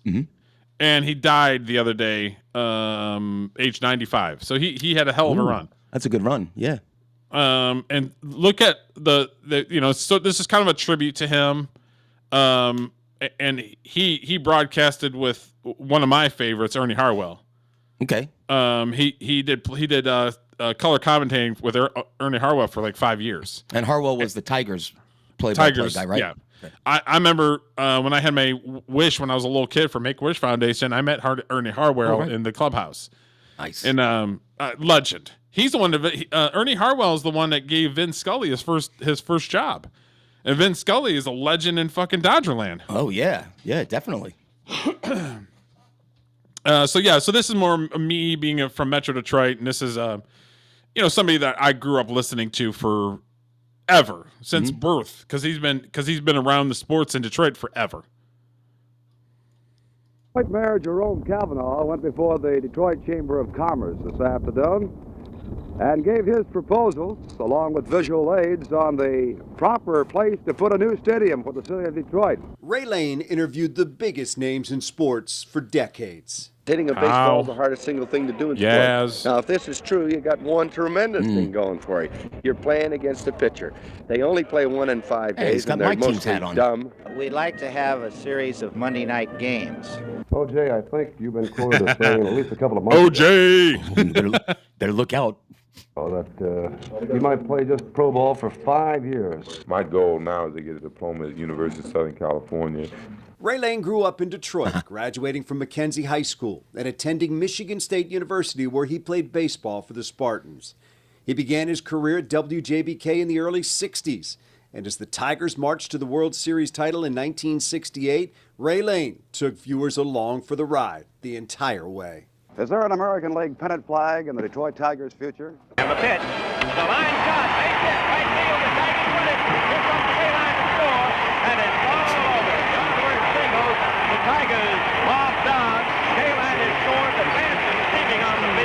party. You beat the other guys in the other league. Just knock the hell out of them. That's all I want to do right now. You mean the little birds? The little birds, the pee-wee birds. Can't. There's no words to describe what happened today, Ray. It was just too fantastic. It was, something you hope for, and we beat their best, so we know we're the best. Good luck, pal. Congratulations again. From 1967 to 1972, Ray Lane teamed with Ernie Harwell for Tigers radio broadcasts. He did it all. He worked the sports desk as well as the locker rooms. Ray also worked broadcasts for the Lions, Pistons, Red Wings, University of Michigan, and Michigan State football, and University of Detroit basketball. Many went to bed at night listening to Ray's broadcasts as they went to sleep. Now the 2-0 pitch. Long drive to right field, backing up is Harrelson. It's gone, home run! When big sporting events came to Detroit, Ray was there. For the fourth time in the history of the city of Detroit, a heavyweight title fight was held. It was held last night at Cobo Arena. Joe, everybody wants to know, how's the ankle? You've been doing some road work. You ran around Belle Isle today. Is the ankle still a little bit tender? No, the ankle not a little bit tender. No, nothing wrong with the ankle. When the biggest names in sports came to Detroit, Ray was there. Peggy, how about the hopefuls for the United States Olympic team as far as the skaters? When legendary names made their mark on the local sports scene, Ray was there. I'm looking forward to the opportunity of working here and coaching the University of Michigan Wolverine. Bo Schembechler. Oh, yeah. Yep. Ray was respected by the players and coaches even when he asked the tough questions. I don't think so, Ray. I don't think I've ever been a laughingstock of anybody. In 1997, Ray Lane was inducted into the Michigan Sports Hall of Fame. He was Probert. also involved in his community as a member of the leadership board of the Boys and Girls Club of Metro Detroit, starting in 1972. Ray Lane, a true pro who brought Detroit's champions on TV and radio into cars and living rooms and under pillows. Ray Lane, a memorable face and voice, known to sports fans in Metro Detroit and all across the state. Shout out. That was a nice Legend. tribute. 95. Well, hell of a run. Yeah, hell yeah. Oh, I've been a fly on a wall for some of the people that he interviewed. Yeah, that was my thought watching this tribute. I'm like, all the sports stars and people he's met. It's amazing. What an amazing life to get to interact with all those. I mean, he people. interviewed I don't know if you caught that or not, but he was talking to kind of a black guy, sort of in the middle. It's Joe Louis. No kidding. Yeah. Yeah, the production line, Gordie Howe. I mean, O.J. Simpson. O.J. Simpson went to. Isn't O.J. Simpson from Michigan? It's USC. Oh, he went to USC, but I'm talking about, was he originally from Michigan? Oh, that I don't know. O.J. Simpson. Died in Las Vegas. Now it just says San Francisco. I know he has a connection with Detroit. But Magic Johnson went to Michigan State. Mm-hmm. So that's where he had his big rivalry with Larry Bird in college, who played for Indiana State. Yeah. So yeah, shout out to the great Ray Lane. Mm-hmm. Heck of a dude. Yep. Okay, so this one is funny. So when I was deep diving looking for content, I ran across these guys. And I'm a firm believer that they have found the glue to hold race relations together. Just two of them. Mm-hmm. And I think that they embody what America is. All right, Derek, I need you to mind the store for a minute or two, but I'll be right back. I have watched this, though.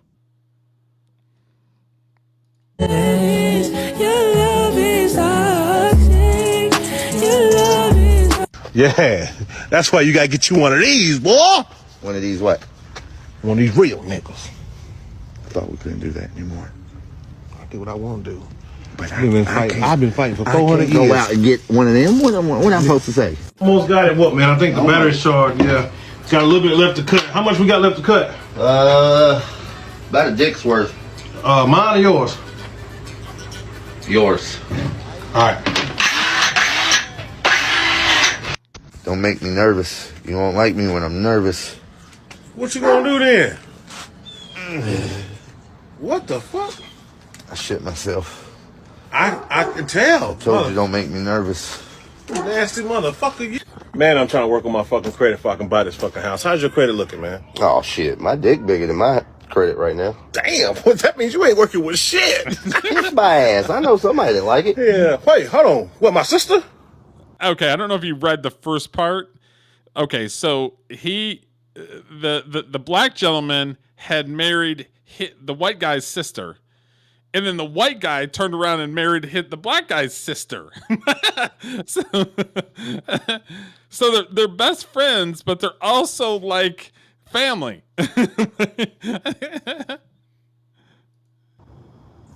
Not a black and white thing. It was a black and white thing because I ain't never seen so many crackers before in my life. I mean, there is a bunch of them in here today. See you, sir. What the hell are you talking about? These, you said... I'm talking about saltines, the wheat thins, crackers. Hey, I'm gonna take this. I'm about to call the police. Is what I'm gonna do. For what? Because that's my shit. How you gonna just take it? I'm white, you black. Who you think they're gonna leave with? Me, but still, give my shit. Mine. It's not yours. Come on. What are you about to do? I'm about to roll up. You rolling another one? Yeah. Oh. Why? You okay? Yeah, I'm good. Why? Oh. I mean, I don't think it's necessary. Nigga, you about to cry? No. I mean, I'm already high. How much higher are you trying to get? This boy high. Yeah, take me home. I can take both of you probably at the same time, really. You could beat me off, much less beat me up. Like, come on. I can do one of those. I don't know. I can do one of those. What a nice feel-good video that was. I'd seen that. I just lost my mind earlier when I seen that. I like being best friends with a black man so I can marry his sister and get seasoned food. That's the other reason.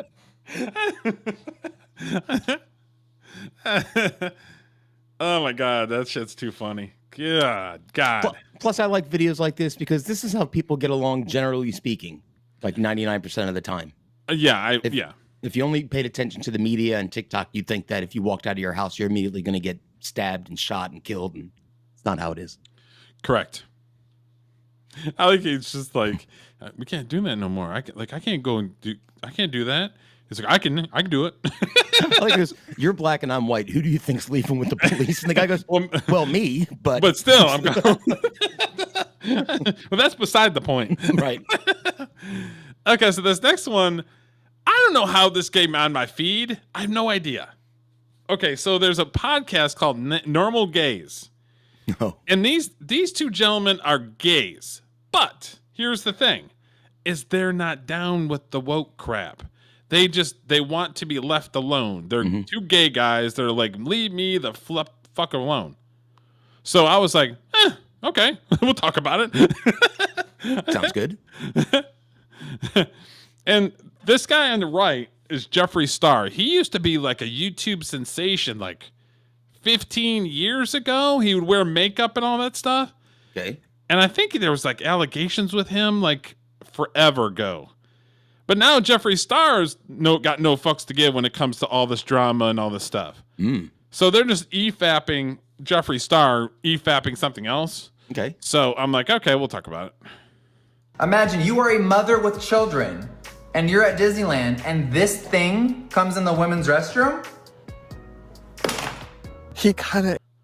No, it's like becoming a thing now where a lot of big gay creators are sick of saying what we've been saying for years. Hey guys, welcome back to Normal Gays, where we take on LGBT insanity. I'm Brad. I do love the name of the podcast. I like the name Normal Gays.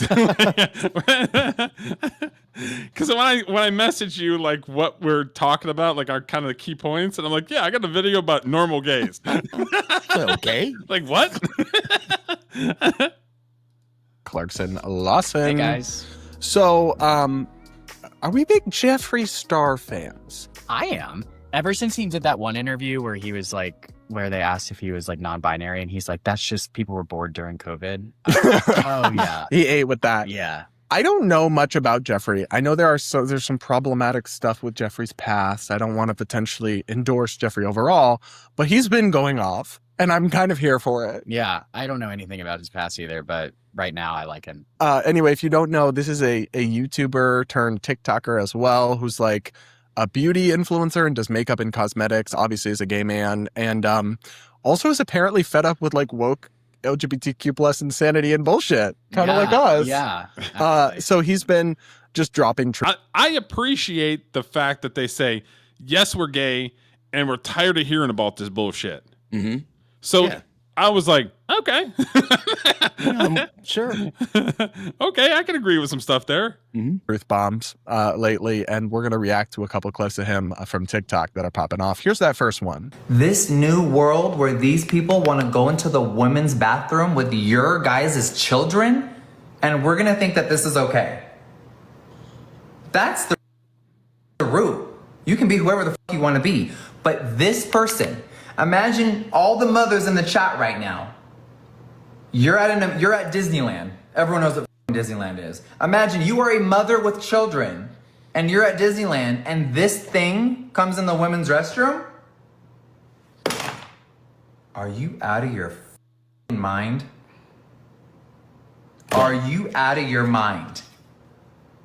But I'm a woman. Look, I'm wearing a dress. Huh? all my parents in the chat, do you want this person in the women's restroom?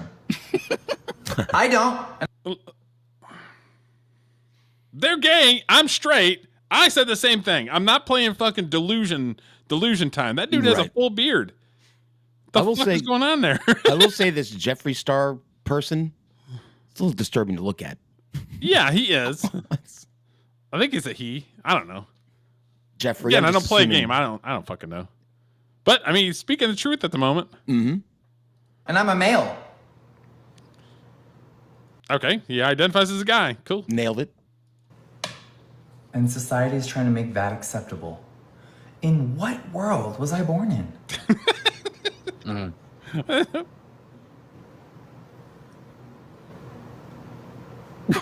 you feel heavy, that silences? I'm sick to my stomach. That is a grown man with a mustache. Exactly. Telling Charlie that he wants to be called a she. I'm just saying is, if they live the lifestyle, if they're fed up with it, then we're not so homophobic or whatever the fuck they want to label you. No, my official stance on gay people is fine. I don't care. Whatever. As long as you're not breaking the law and you're not affecting children. Yeah, I don't care. Knock it out. Yeah. I'm not going to judge you. I'm just not going to play along. Mm-hmm. I mean, he kind of no. It's like becoming a thing now where a lot of big gay creators are sick of saying what we've been saying for years, and we took a lot of slings and arrows for saying did. it. You're welcome. But better late than never. I don't ever want to be like the woke people who punish converts. You know, they're like, you used to not agree with gay marriage. You're evil forever. Right. That's why they lost. Like, you're supposed to actually welcome people. Not everybody is meant to be like the ones who want to scream at the crowd and tell them they're wrong, and that's okay. But I will say that, like, one thing I appreciate about Jeffree is we talk about non-binary a lot and how it's just okay to acknowledge reality that you're male, but be androgynous. Right. And Jeffree's like the epitome of that. Jeffree looks non-binary, and I don't even mean that as an insult. Like, I think that's kind of what he's going for. Yeah. But he doesn't deny reality. He doesn't. I don't know anything about all that shit. I don't know. Well, this guy's saying, well, that Jeffree fella actually looks non-binary. And I'm like, nah, he looks like a dude with makeup and long pink hair. Yeah. Claim to be a they or not male, and that's what I really appreciate. Yeah, because he doesn't derive value from whether being a man or a female. He probably gets it from being Jeffree, which is honestly like kind of the epitome of having good mental health.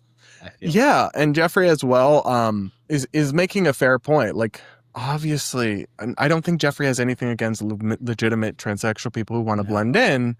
And Jeffree has specified that in other videos. He's done a lot of videos with like very popular trans creators.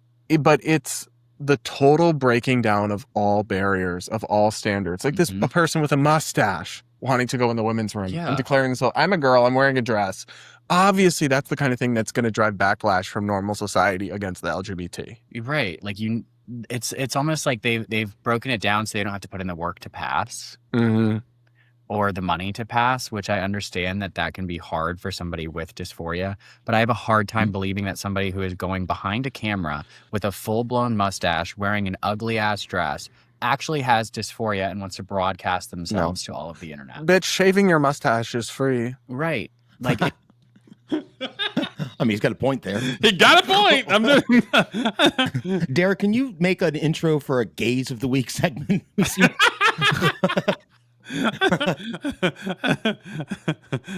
Based gays or based freakazoids, like Scorpio said.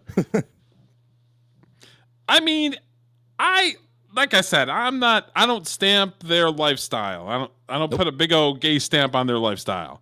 But I appreciate them and being honest. That's what I appreciate. And I probably seen it because I'm always looking at like, this woke person said this, and this woke person said that. So yeah, it's woke's in the title. But I appreciate their honesty more than anything.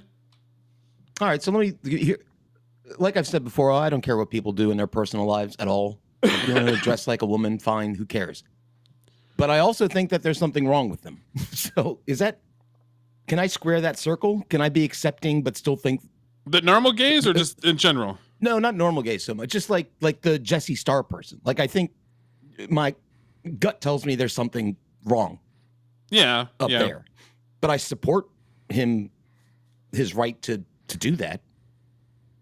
Is that a reasonable stance to take? I think it's a reasonable stance. Yeah, you can do whatever you want. I think you're a little batshit crazy, but knock it out. As long as you're not hurting people, stealing stuff, good. As long as you're not breaking the law, which includes minors under the age of 18. Right, and don't dictate to me that I'm supposed to feel comfortable looking at you. Yeah, it's a disconnect. Like there's something I talked to my oldest daughter about this, and I'm like, there was somebody on TV. It was like a Jeffree Star type, and I'm like, I don't know, sweetheart. I'm like, I'm trying to be acceptable, but it's weird to look at that person. It's hard to play along and be like, oh, that person's what is it? Is that a guy or a girl? It's not even just a play along thing. It's like a reaction, like an emotional reaction I have, almost physical, when I see somebody that's just not right. And my daughter's like, well, that's because you're a straight guy. You're supposed to react like that. And I'm like, oh, thank you. That was nice. She's right. If you really had dysphoria, you would not want to be put on a public platform looking like that. I don't believe that that's the case. Yeah, because you hate the way that you look, right? If you have dysphoria? Yes. So you'd be embarrassed to be out in public with a tutu and a beard. Yeah? Yeah, I have an old friend that because dysphoria is the utter disdain for the way that you look, right? Correct. Or a phobia of the way that you look. Yeah, I had having a full beard and tutu. How is that going to make things better? I had an old friend who had that, and we were like drinking buddies. Really, this is not the same story I told before. This is a different guy. I seem to have this effect on people. But anyway, I had to talk to my buddy. Let's call him Fred. It wasn't his name, but we'll say Fred. And then I saw, got a message from somebody named Christine, and I looked at the picture on Facebook, and it looked like my friend Fred with makeup and long hair. And indeed it was. So my friend Fred was asking me, I'm confused. Like, I'm not comfortable with how I look. And he was asking me for advice. Like, how do I deal with this? I'm embarrassed. And I'm like, look, dude, whatever makes you happy, knock it out. But it was weird. Looking at the picture, I'm like, I used to chug beers with that guy. No offense, but why would he ask you? Because we were good friends. Like, we were really close friends. He trusted me, I guess. You wouldn't talk to a psychologist or family? Or... Well, he was married at the time, and that was my first question. Was, what does your wife think about this? And he's like, well, she's very accepting. And I'm like, okay. Make you happy? Is everything okay otherwise? I asked him, meaning mental health, suffering. Yeah. It seemed to be. So I'm like, whatever. It was a little weird, but I mean. Okay. Yeah, that was I'm like, I don't know. You asking me out? No, that's not happening. And did you hang out with a lot of feminine dudes back in the day, or no? No, we were just like normal, like frat boys is actually what our gang was like. just like partying all the time and this chasing guy skirts. went to the dark side, like right after you met, like stopped hanging out with him. This was like maybe 15 years after we'd met. And it was kind of out of nowhere. It was, I don't know, man. But what are you going to do? I mean, I'm not going to say, well, I'm never talking to you again. He's my buddy. Would. I'd be like, well, because that's not the same person that you knew 15 years prior. I should have asked Christine if I could speak with Fred for a moment. If I run into old friends or old girlfriends or whatever, it's shit's fucking weird. Because you're not in the same place and they're not in the same place as they were 15 years ago. That's a good point. Not the same person. It's true. So you're a lot more accepting than me. I'd be like, who? And why are you talking to me? I'm a nice guy, I guess. You're unbelievably nice. And I was told I'm too nice. Yeah, he got traded to the other teams. Yeah, he must have, keyboard. It was weird. I haven't seen him since in person, though. I will not by design. That was pretty much the last time I chatted with him. So then you're left with whoever that is, whether they are just confused and brainwashed, whether they may be fetishists. Yeah. That is a thing. But of course, because Jeffrey is dropping these truth bombs, some people are upset with him. So let's watch this video. Oh, God. Jeffree Star was shaped like a box of almond milk. See, this is what I'm talking about, dude. I'm not playing along. That's a guy. He almost had me at the first second, and then he started talking. I'm like, oh. I'm not playing along. Yeah. And this person could be a nice. I don't know. Mm-hmm. I am just not playing along. Yeah. About the face when he started content creation. Y'all are tagging me and stuff about him. First of all, he's a white gay man.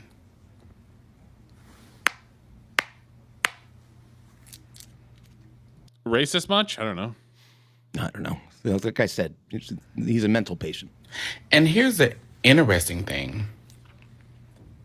He really do have the secret sauce. Examples of people who currently or did identify as gay men who get to exist in femininity and they get to benefit from that expression and they get to maintain their privilege in identifying as a man when it comes down. What? Okay, here's the stuff that so this is outside my purview, chat. Okay? How do you have privilege when you're like 1% or 2% of the population that is different than everyone else because you like somebody of the same sex?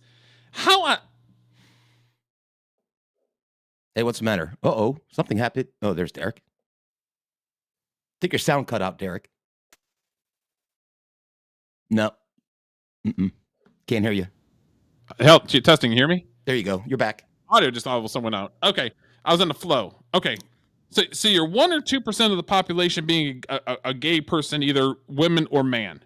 How on top of that do you have some sort of fucking privilege on top of being like 1% of the fucking population? Like these people, like this person is delusional. I think there's a lot of infighting in these little small niche groups, to be honest with you. Like, you're not gay enough. Or, they judge each other. The freak flag isn't flying quick enough or long enough. Yeah, it's even like with black athletes. If you watch the coverage, like those people like Russell Wilson, they're like, well, he's not black enough, so they think he's corny. I'm like, Jesus, he's not black enough. I don't know. Dude. This we're in a place right now watching this video that I have no idea. I just thought it was interesting and a good conversation about something that's different. And that we talk about these weirdos on the internet. So it was like, okay, we'll kind of deep dive into this particular video. Mm-hmm.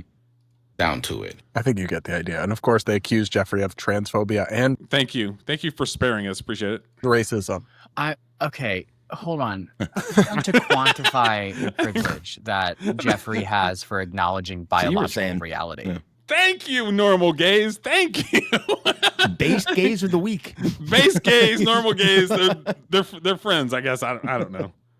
It is. You're right. It is a privilege to be educated and not have your head in the clouds. So you're absolutely right. Is it a privilege to not be Delulu? Yeah, I guess, but it is, because if you live your life being confused as hell, I would say that that's not necessarily good for your success. So you're right, certainly it is a not. privilege, but it is also a choice as to whether or not you have that privilege. Now they're attacking Jeffrey for being feminine, but also not believing in non-binary and other stuff, or criticizing trans women who don't even attempt to pass or anything. I really don't see anything inconsistent. It's one of those things where it's like, okay, so you're 1%, and then you're 1% of that group, and then you're 1% of that group. You're in a group by yourself, pretty much. Yeah. You are a group of one. Yeah, a group of one. So, like, what the... this is new to me. It's a learning experience, Derek. I've had personal experience with this. You haven't, so I'm happy to see we're learning. Consistent about that. No, and I didn't, from Jeffrey's video, I didn't see him criticizing trans people with dysphoria. I saw him criticizing somebody who is using trans people with dysphoria as a scapegoat to play out their own fetishes, most likely. And that is a very valid critique, actually. The other thing, and this is so insane, Jeffrey is getting attacked by TikTok because Jeffrey was horrified by the shooting of Charlie Kirk, like a normal person. So I'll roll another clip here. Well, let me say this. People, I think some people were shocked that I had sympathy. You were shocked that I had sympathy for someone that got what? So, okay, anyway, as someone who's been on social media for a very long time, I enjoyed scrolling on TikTok. Yeah, he's been on YouTube/TikTok forever. And seeing his... I don't know if he was like one of the original like gay influencers back in the day, but I think he's close. The original gay. I don't know. The original gay of the normal gay kind of. Well, he started on MySpace, and that was ages ago. Oh, right? That was ages ago, yeah. Yeah. His debates. He was a very intelligent person. And it's so funny that these people never have a real answer. How come they never have a real answer back? He literally is just asking simple scientific facts. Can someone tell me why no one can ever answer a real question? He asked what the definition of a woman was. And that man said back to Charlie. And this is just a hot take. I don't know if it necessarily reflects Julio Cesar's opinions on anything. I think it's kept loose like that because they want the ability to change their mind tomorrow. That's fair. That way they can always pull out, oh, you're being racist. You're being homophobic. You can be... And it's like, because you change your fucking mind every day, obviously you're a mental patient if you can change your gender and whatever it is every fucking day. How the hell? It's not my job to keep up to the fucking trends. I'm living my life. I'm doing what I fucking do. So I think they purposely leave it loose so that they can change it on a fucking dime so that they're not held to some sort of standard. Yeah, it's like, how dare you call me ma'am? It's they. And I'm like, well, wait, when did this happen? Yeah, when did that happen? Yesterday? Well, how the fuck am I supposed to know? Yeah, I was working. Send me a memo, right? Yeah, can you send the memo out to me? Can you send me an email, let me know that the gay community now changed? I mean, I think they purposely do that so that they can get you in a situation where it's like, you're not being inclusive. It's like, I don't know anything about this shit. It's attention-seeking behavior, and the way they get attention is by being annoying. I think so. Yep. A woman is whoever thinks they're a woman. My brain is losing... My IQ's lowering every time I see one of these people respond to him. He ate again. He got a follow from me. I followed him on TikTok after I saw that video. Yeah, and I appreciate it. I appreciate Jeffrey being a normal person and being willing to say, like, actually murdering people is bad. And it's very hard for them to try to paint Jeffrey out as, like, far right or anything. You can't. You can't be like, that's a far right extremist. Like, that's a Nazi. It's like, no, this is actually a very basic belief. And I just know that somebody... I mean, they're spitting sevens like every time. I mean, I like I said, I appreciate it coming from a different perspective and a different lifestyle, and they're calling balls and strikes the way that we call balls and strikes. Yeah, you know what I mean. Yep. So I appreciate that. Like him most likely sits in the middle on a lot of issues similarly to like what we do, because if he enjoyed watching intellectual debate, well, not all of his debates are intellectual, then that means he enjoys seeing both sides, and I can respect that. Yeah. It means he's a human. And like, it's just being normal. He's also really smart.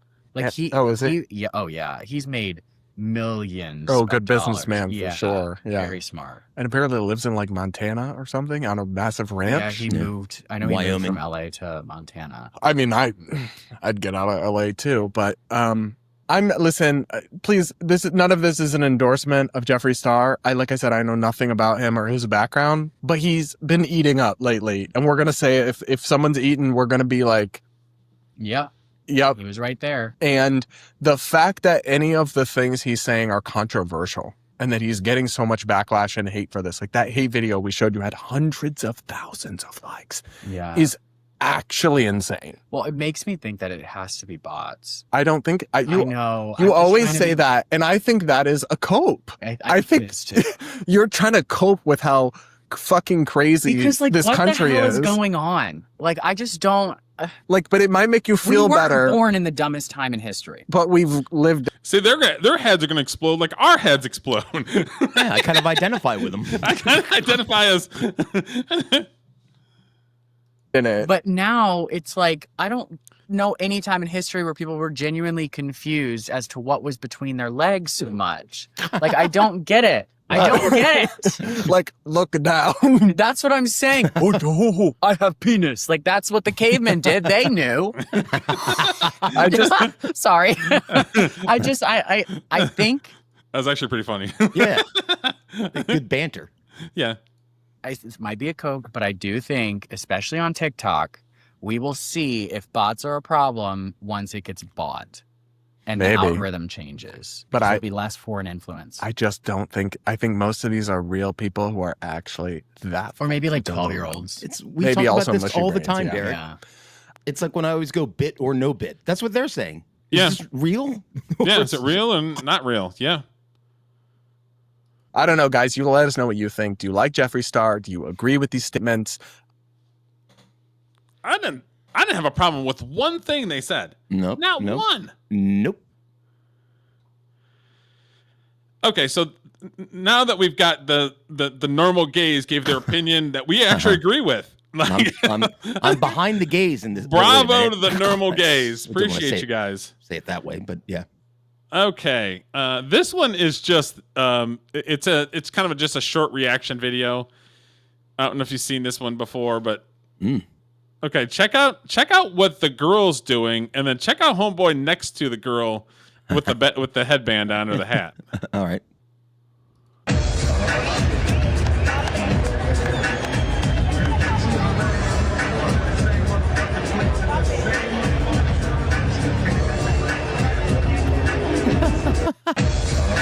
That's literally me on the left.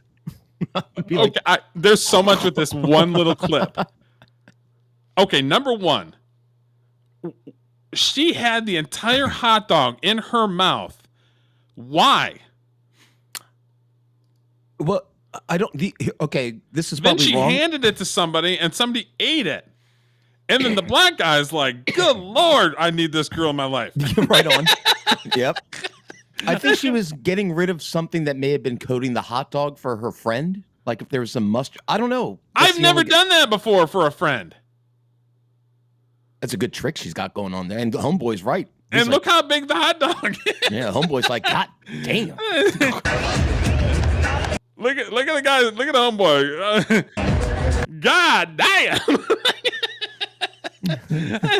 He's like, "Ma'am, you're very gifted. You're blessed." See, white people and black people aren't that different. I totally identify with that guy's reaction. I'm like, I feel you, dude. Right. I just love this guy. Okay, so do you love this guy more than the guy that built his house behind his ex-wife? Oh, no. The guy that built his house behind, he's top. Oh, he's top tier? He's. Or how about the guy with the Barbie car? Ooh, that's a tough one. That's a tough. Here's what I'm going to go with. I'm going to go with the Barbie car guy because I'm 100% certain that actually happened and it wasn't a bit. Whereas the house guy, I think, may have been a bit. It's possible that it could have been a bit, yeah. The house guy made me laugh harder. He was funnier. So, but I'm going to go with Barbie car guy just for his reaction after getting arrested. He just didn't give a fuck. Yeah. Yeah, like he was like, look at what I got. But the look that this guy gives, like, holy shit. Number one, I need to marry this girl. Number two, like, what is going on right now? I think it's like double things are happening in his brain. Like, I want to have sex with this girl, and like, why? Like, why do you have it in your mouth and you hand it to your friend? Yeah, I want to bang her, and this bitch is crazy.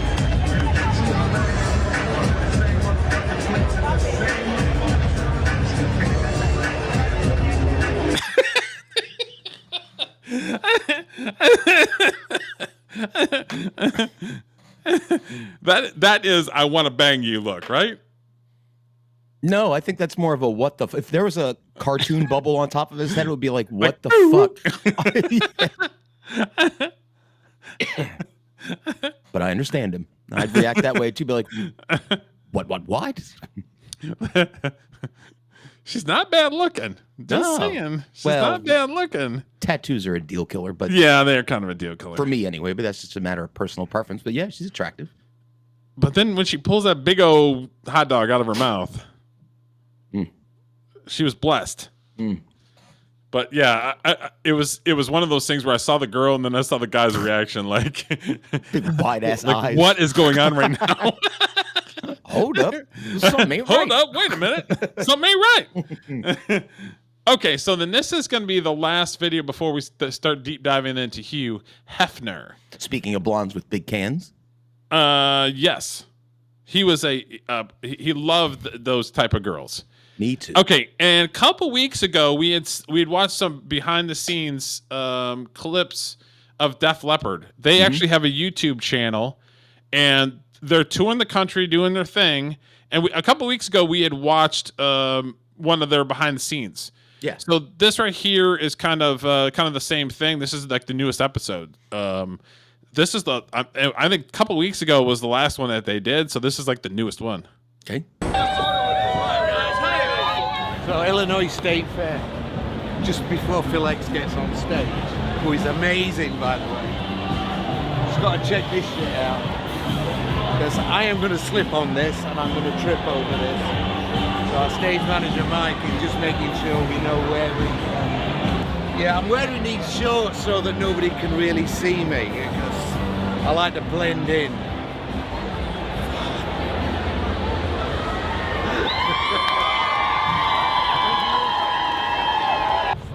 It's hot.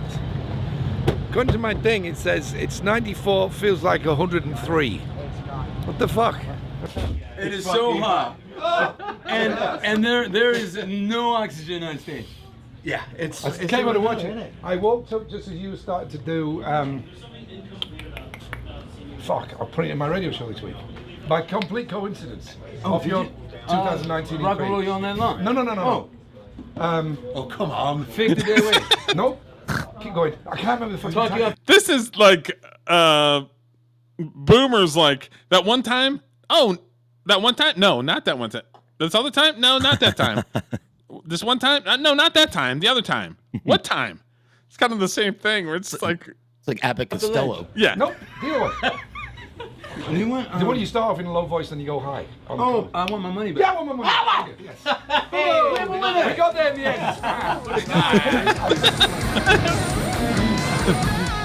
end. 2 minutes of time that you're never going to get back trying to figure out of a song name of the song.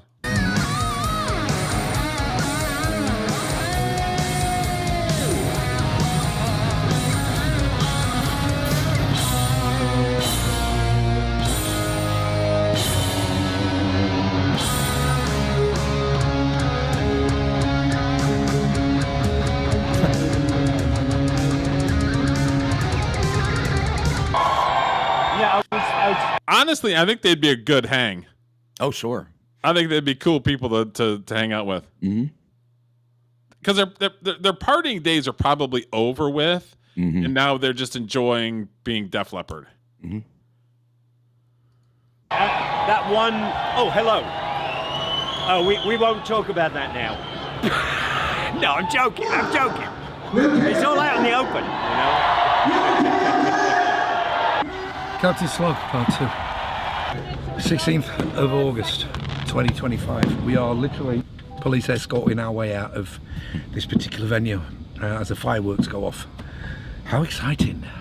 That was absolutely, by far, the hottest gig of the tour. We thought Bangor, Maine was going to be hard to beat for temperature, but no. We fly to LA tomorrow, 4 hours, and get ready for America's Got Talent, which is a swan song. So thank God for that, because I need my rest. Over and out, baby.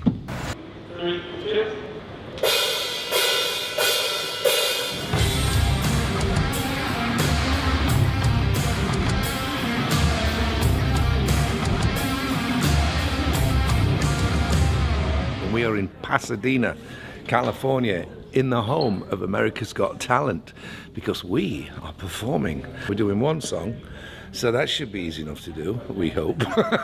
It's the opening show of the season, so it's a big deal. So look, I've got my special pass, which means that they won't kick me out. America's Got Talent, which is good, because we don't. So That's a nice fit. I was gonna say, this guy's a sharp dresser. He's one of their guitar players, and he's like black belt in Muay Thai and shit like that. He's kind of a badass. Like oh, is he really? Mm-hmm. Yeah, he's a sharp dresser. Yep. All right, here goes nothing. Hang on a second. I'm hoping it's the prototype of my new guitar. Oh my lord! You ever had a prototype delivered to you? No. No. How fucking sick would that be? As a guy just comes wheeling up with a fucking prototype guitar, like, yeah, bro, this is the new one. That guitar looks amazing too. It looks cool looking. Great. It's a proto still, so I don't care. I got my hair cut because it bloody needed cutting, and I wanted it to look just a little more punky, and people are calling me Machine Gun Savage. Yeah. Wait till you see this shit. God, maybe even Simon Cowell might be impressed. Just like 73. Get it? See that? Compliments from the Yeah, singer. he's got a singer's shirt on. We're setting the drums up at the front tonight like Top of the Pops. Oh, yeah. Hear that? Yeah, so this building, this So I is have where a question, Michael Derek, Jackson. real quick.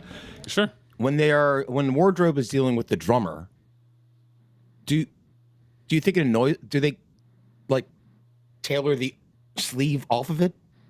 No, probably not. Okay. Yeah, probably not. Because he probably has to custom have his shirts done, and Wardrobe's not going to spend the money and customly do it for a performance. That's one of the things I love most about this band is even though their drummer lost his arm, they still were behind their boy. Yeah, and they stuck said, with him. We'll make it work. You can still drum. It's awesome. I wouldn't mind doing like another time that they do a video like this, because right now they're touring and traveling the country and stuff. Mm-hmm. It's kind of do a little bit of more of a deep dive into their past about Sure. him losing his arm and stuff like that.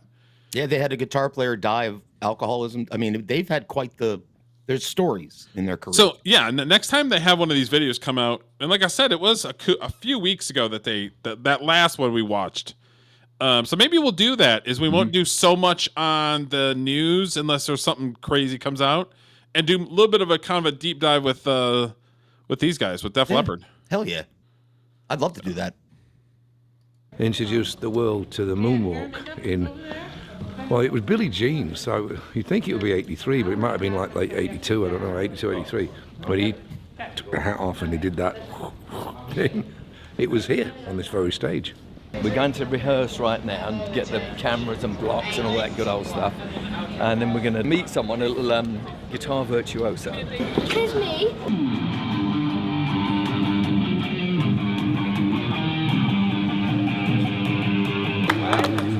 Well done. Looked like a penguin. Say that was a reality TV bit where they do that type of stuff where it's like, hey guys, react to this kid that's 8 years old. Oh, well done, great job.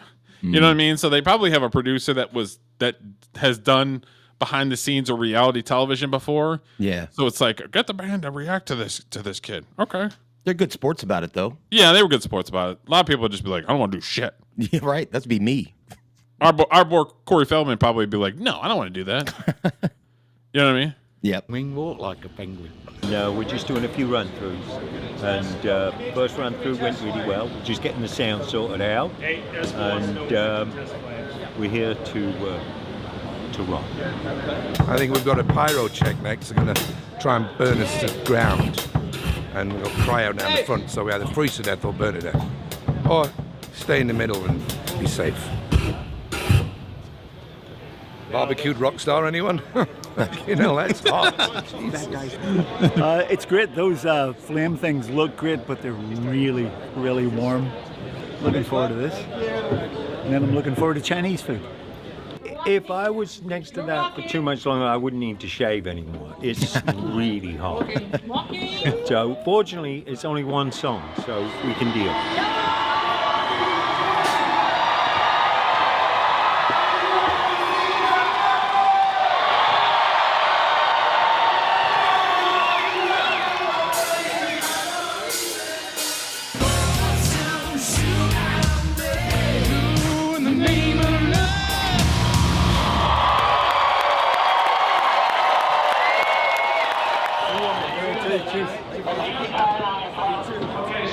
That was really good. Really good. They've done a fantastic job here. They've just made it look so huge. Because basically it is. Yeah, that wasn't so bad, was it? That was all right, actually. That was pyro, man. Holy God. You know, the hottest pyro. We've done pyro before. Man, that was the hottest pyro I've ever stood near. In fact, I went for a wander towards the back and I went, whoop, too close. That was great, you know. It's really weird. We just did like 2 takes of a 4-minute song. Feels like we've just been on stage for 90 minutes. And the amount of effort you put into 5 minutes is identical to the amount of effort you put into an entire show. It's like a pilot, you know. You've got to take their job seriously, whether they're flying like 5 minutes or right across the Atlantic. Still a really difficult thing to do. What tempo was that? That's 75. That's up one. Up one. Okay. The album tempo, believe it or not, is 68 BPM. What? So, really? Yeah. Ooh, that's slow. Now, you being the music guy, do you know what they're talking about? Yep. It's simply if the beat goes 1, 2, 3, 4, 68 beats per minute is you get 68 beats every minute. So if you make the number higher, then your song is faster. And he's measuring that with when he's doing his drums. Yeah. Well, when they're playing live, they probably have a click track in their ear. Okay. Which is just a metronome, just going ding, ding, ding, so the drummer can play along with the metronome and everybody's in time and stuff like that. So he's mentioning that, hey, when we're doing this live, we're doing it basically faster than it was on the record. He's saying it's 72 beats a minute in the click track live, but when we did it on the record, it was only 68. He's just pointing out that they're speeding it up when they play it live. Another show idea that I want to do is with you is look at a bunch of behind the scenes footage and have you talk about music and talk about like what they're talking about. Because I don't know half of what they're talking about. I just enjoy the music and watching the behind the scenes stuff. It's kind of cool to me. You know what I mean? I can't tell you how many times as a songwriter I have done demos and we've put something together and I've gone, it's too slow. I wasn't thinking of it, but it's too damn slow. So my bandmate has a standing order that always bump the BPMs of anything I write up like 5 to make up for my natural slow time in my head. Yeah. Huh. Interesting.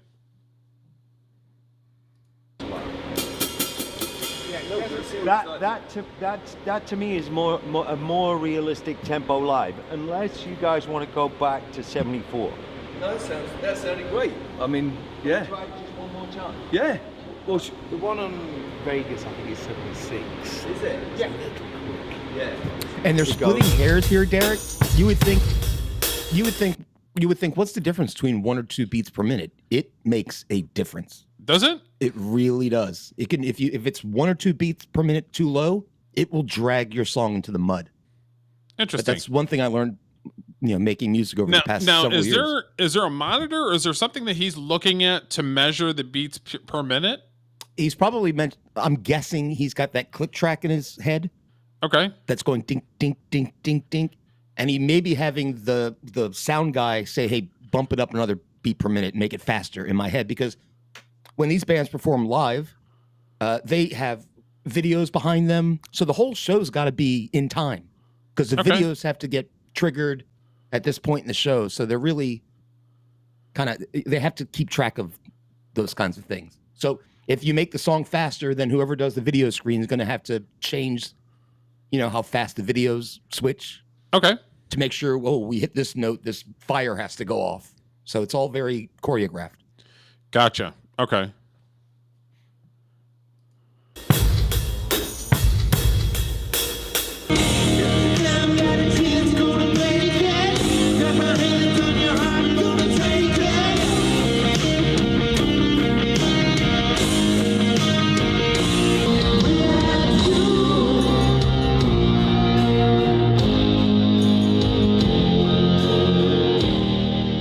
In the Yamavar Casino.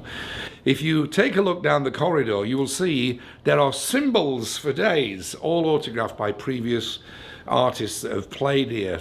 Ooh, that's cool. Look at that. Ringo Starr and his all-star band, which I have never been part of, disappointingly. And Stevie Nicks, who we did share a party with after the Hall of Hall of Fame induction. And earlier on, we were in the production office watching ourselves do America's Got Talent, which we did last night, but it got broadcast at 8 o'clock. Now, we're on at 8 o'clock, so how did we watch it, you ask? Well, it was 8 o'clock in New York 3 hours ago. So we watched the delayed transmission. The previously, hang on, let me work this out. It was on 3 hours ago, so we got to watch it on Facebook or something, like an hour after it happened, which is 2 hours before it happens here. It's all right. It's all right. It's all right. It was good. AGT, baby. It's one of those days. They still sound pretty great. They sound great. I would go see them. Yeah, I would too. Yeah. So, all right, cool. So, that's the last of the videos. Now we're going to go into the old main attraction. You ready, Julio? Well, last note on Def Leppard, I have a lot of, not inspired by, but appreciation that they can keep going at this speed at their age and stay in shape and seemingly healthy. Yeah, they all got to be in their 60s, right? Yeah, I would have drank myself to death on tour nonstop far before 60. I'm doing it now and I just live in an apartment. I don't go on tour. But I have zero impulse control when it comes to vices. I would be a wreck on a tour. Oh, really? Yeah. You wouldn't be able to hold it together, huh? I don't think so. Although I guess after a while, maybe I'd get bored of it and get straight. But I just appreciate the work that they put in and to look as good as they do at their age and play at the level that they play at their age. Yeah. It's commendable. Yeah, and I think they're neat videos. Because I'd seen it. It was recommended to me because of all the music stuff that we do. Mm-hmm. And I was like, wow, okay, behind the scenes. And it was like, I watched that first one that we watched a couple weeks ago. And I'm like, this is really cool. Yep. They'd be cool to hang out with. Yep. No, I enjoyed that video. Yeah, it's pretty cool. So, okay. So we're getting ready for the feature presentation. You ready? I'm ready.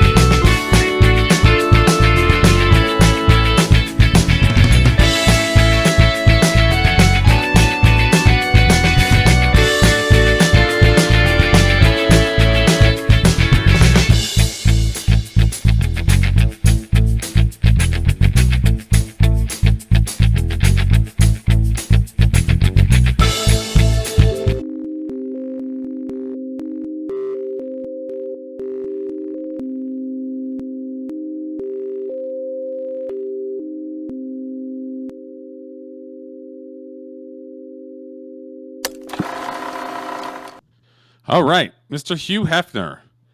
Now, we had talked about Hugh Hefner a couple weeks ago when we talked about Lenny Bruce. Yeah. Because Lenny Bruce was the first guest on Hugh Hefner's show on Playboy Television a long time ago. And I had somebody reach out to me in one of the chats, or not the chats, but for the video.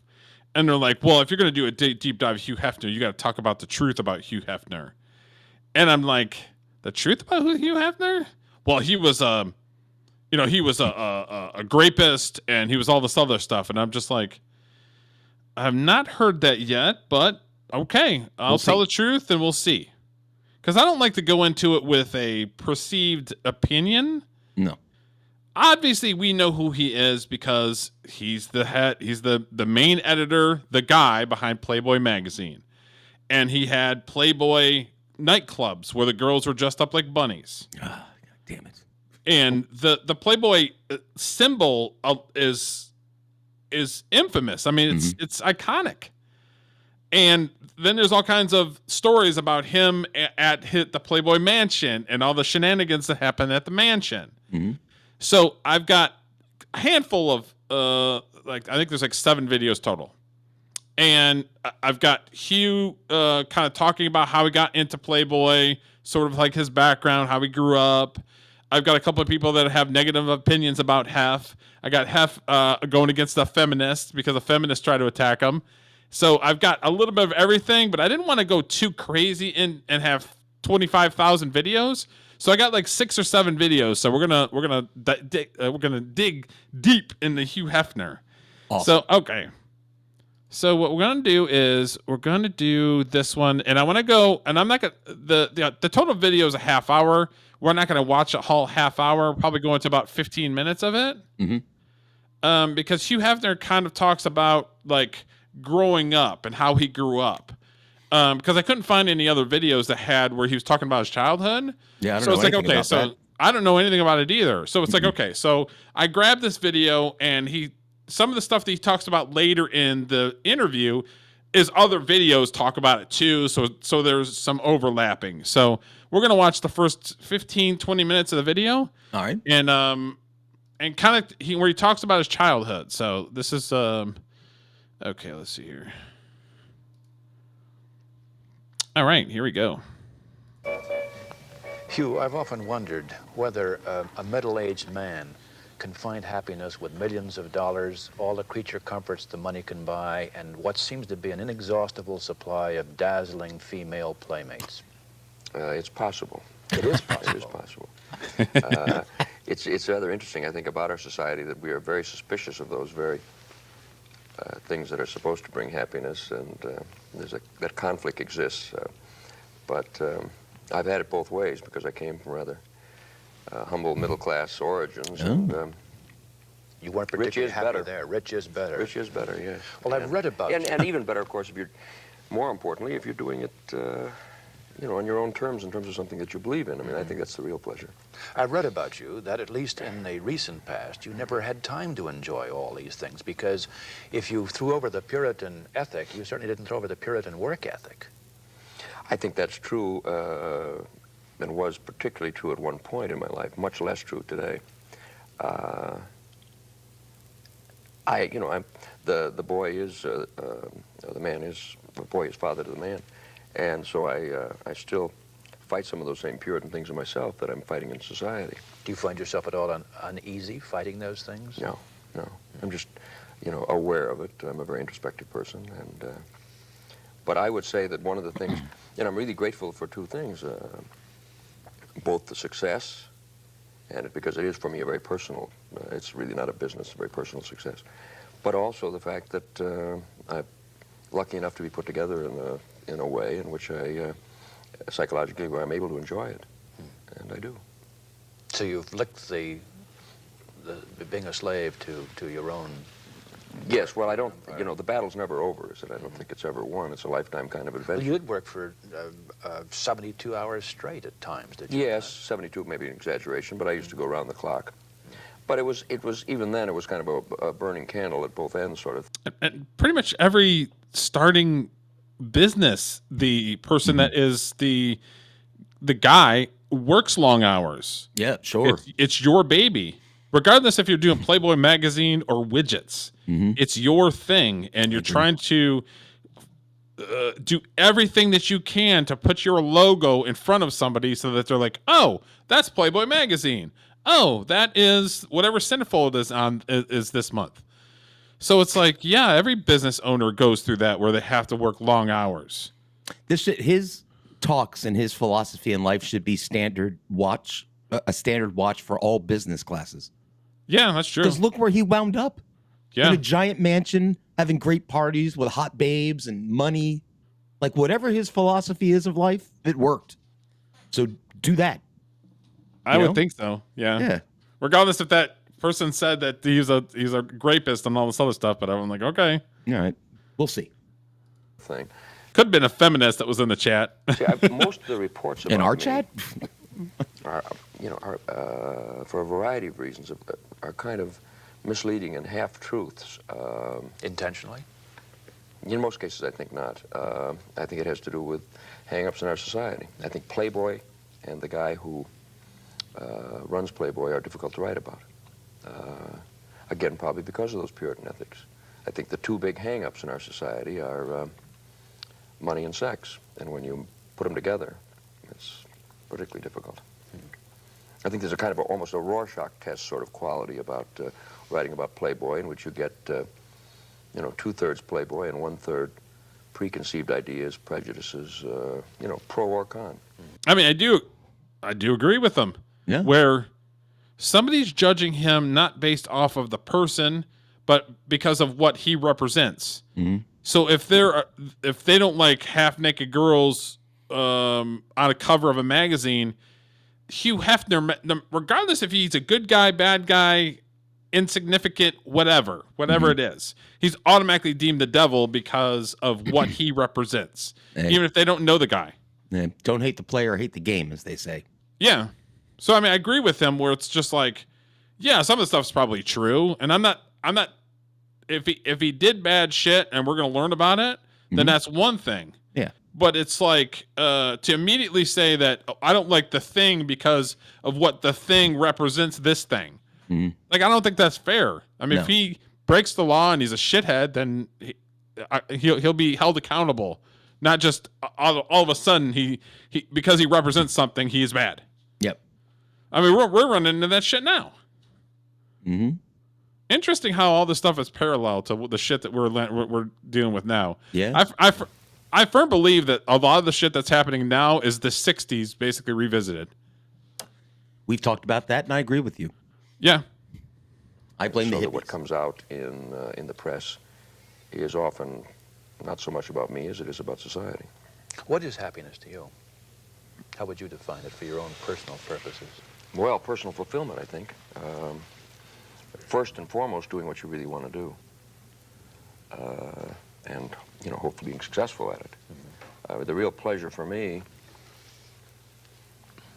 I've been rich and poor, and rich is better, but the money, the nice thing about money is not to have to think about it. Money was important to me when I was poor. Boy, he's right. It's nice to be able to relegate it to a secondary position. It gives you the freedom then to... Yeah, I agree with him again. When you have money, you don't have to worry about it. Yep, money's not everything. I have had a lot of money. I have had zero money. And he's absolutely right. The one thing about having a lot of money that does for you is you don't have to worry about it. It's not going to fix your problems. If you have problems and you're a fucked up person, you're still going to have problems and be a fucked up person. Yep. It doesn't fix the life decisions that you made. Right. It's just you don't have to worry about it. You don't have to worry about the next meal coming in. You don't have to worry about paying your bills, fixing your on car, time, fixing your car, all that shit. Yeah. Yeah, money doesn't buy you happiness, but it sure makes misery a lot more enjoyable. That's facts. To do the things you really want to do and that are more important. You created, I suppose, a kind of image of the modern American male. Do you feel any compulsion to live that image yourself? Because, as you say, they write about you, they write about what you represent. Do you feel that you have to live that life? You indicate you're perfectly happy doing it, I gather. Yes, I would say that that's the degree to which I do it. In other words, obviously, I am a public figure and wouldn't be if I hadn't wanted that. In other words, I'm not in show business. There aren't very many editor-publishers of magazines that are well known, so that didn't happen by accident. But there's a pleasure in that. But a pleasure in what? In being well known? Yes, there is. Yeah. In adulation? Yes. Yeah. Man doesn't work for bread alone. It also cuts a lot of corners. I mean, you can do things that you couldn't otherwise do. You don't have to wait and the doors are opened for you. Yep. Regardless if people trust you or not, the doors are still opened because you're running a legitimate business that's successful. You've got money. People are automatically going to perceive that you know what you're talking about. Regardless if you do or not, you could be flying at the seat of your pants and have no fucking clue. But the perception is you know what you're talking about. So it opens doors. That's interesting. I didn't thought of that. Yeah, you're probably right. Yeah. in line to see a movie or to get on an airplane. Or That's good. They're convenient. There are a lot of things we do. You know, a person, one of the things you try to buy, whether it's with money or fame or whatever, is time. I mean, time is one of the most precious things of all. We only have X number of years on Earth, and a lot of it's wasted. So, in a lot of things that I do, I try to improve that and you know, get the most out of it. Do you feel pressed for time? Do you feel it's passing very rapidly for you? Yes. Does it pass at a greater... The dude is spitting facts, regardless if you think like him or not. That's exactly right. You're buying time. I say about that. I say it all the time. Like, man, dude, like it's September 28th. How fast the freaking month went. Mm-hmm. Is because we're in the grind. We're working every freaking day. We're doing this and that. When you have money, time slows down. You don't have to worry about the grind. I think it's because there's more variety in your life when you can afford to do different things. Whereas if you're not rich, like neither of us are, every day's the same. So it stretches out. It feels 5 days is like 1 day because they're all the same. Yeah. But when you have millions of dollars, I'm going to Vegas. Like different experiences may slow time down. Maybe I don't know. Yeah, I 100% agree with him. Rate with each passing year? Yes, there was a period in my life, as a matter of fact, when I was so unhappy about the fact that I had to spend 8 hours of every 24 sleeping that I investigated seriously the various. Russia was working on a sleep program that some machinery that was supposed to eliminate about half of because the body doesn't really need much of the time that we spend sleeping if you can go into a deep sleep quickly. But I never worked it out. But I am very conscious of the fact that, you know, time is passing, and if you're really enjoying life, you want it to go on a little longer. Are you conscious of other people, a concern for other people? I ask that because what you've just said sounds as though your own happiness obviously comes first, and is that all? No, it's a long ways from all. I think other people on both a personal level and society-wide, planet-wide, really. I'm very much concerned and rather deeply committed. You're not worried about the ones who have to wait in line where you don't have to wait in line? I don't think that's the most serious problem that our planet faces. No, I sort think, of a metaphorical sense, I hope. Seeing that we have a planet in about 100 years from now is, I think, the first most important consideration, and that people are able to live on it a little more decently than they are today. But I would say at the heart of my life, I accept the fact that I am very self-oriented, and coming to grips with that, I think, is a healthy thing. I think almost everyone is and should be, as long as it's rational and humanistic, you know, not just a day-by-day kind of exploitation thing. You say that you've been poor and you've been rich, and rich is better. Did you grow up in relative poverty? No, I wouldn't call it poverty. Not really. You grew up in Chicago, of course. Yes, Chicago was home. My folks were farm people, came from Nebraska. My father, they're both still living. My father's an accountant. But I was raised during the Depression, and we never wanted for anything. But we were not wealthy, you know, middle class. And it was a family in which you have said that you were never really free until you invented your magazine, so it was not exactly a free life in the sense in which you enjoy a free life now. No, but I think that a lot of that had to do with the traditions that were, accepted at that time. It's not unusual. My folks are both college educated and were school teachers for a time. Came from a strong Methodist, rather almost fundamentalist Methodist background. And a lot of that idealism stuck, but a lot of the... He speaks very measured. Yeah, like he puts a lot of thought in stuff. Like he's Yeah. a deep thinker. He puts a lot of thought into it. Regardless if it's the right decision or not, it seems like he was a pretty deep thinker. Yeah. Plus, I think he's relatable. That's what I'm taking out of this. Like, even though my life and his life, you couldn't get any further apart. Some of the things he's saying, I'm like, okay, I can relate to that statement. You know? Really though? I mean, he grew up in a small town, moved to Chicago. His dad was an accountant. I'm talking about more like his take on having money against not having money. Oh, okay. He was married, and the girl that he married freaking cheated on him, and that was sort of the door opened to Hugh Hefner land.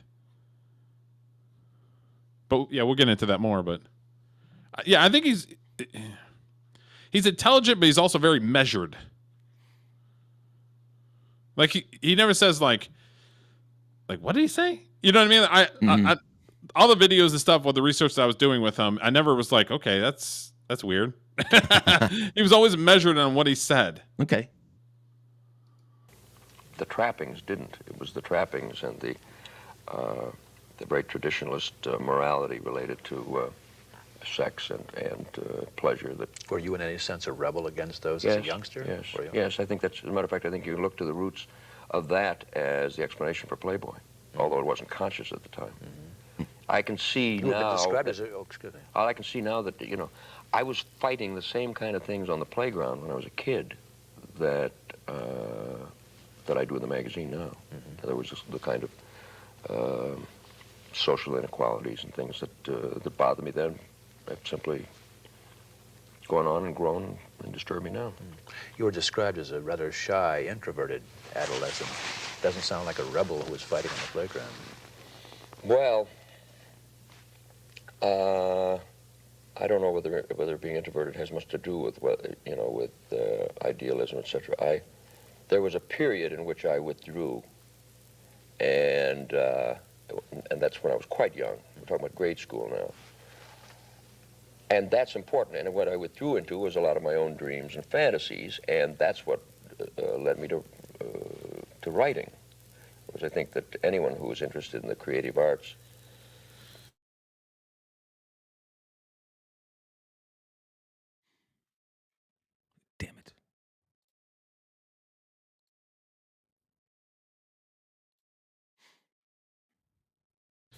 I'm surprised I discovered.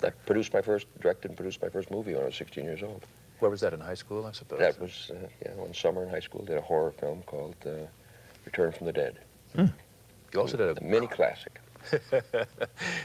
I'm not gonna lie. I would love to see that. I was gonna it's say, probably cheesy. Yeah, I was gonna ask if you knew that he did that kind of thing. I did not know that. Learn something new every day. Mm-hmm. A cartoon strip when you were in high school, didn't you? Yes, yeah, it's my. But Playboy magazine obviously had the girls, had cartoons in it. Yeah, had articles in it. They would interview celebrity guys talking about their, what they do and what they enjoy, what their pleasures are, and all this other stuff. So a lot of this stuff he was doing early with cartoons and all that stuff. A great many of them.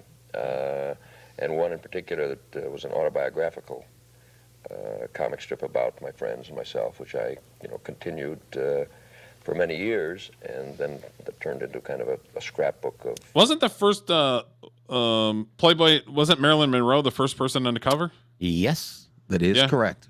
Okay. Autobiographical nature about what we've been doing. Did your friends enjoy and accept this, or were they a little offended? No, I think I did it as much for them as for myself.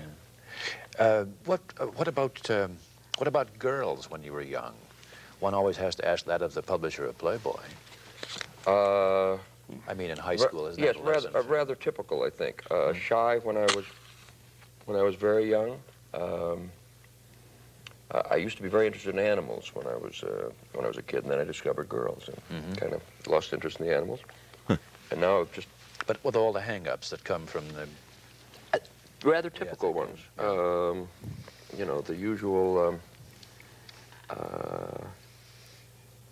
difficulties in dating, but you know, that was in 8th grade and you know, beginning of high school, and then I went steady a couple times in high school, and really moved, I think, into a more extroverted, outgoing personality in the last 2 years of high school. The usual kind of adolescent adjustment. In many ways, typical of my time. I think my folks were rather typical of their generation.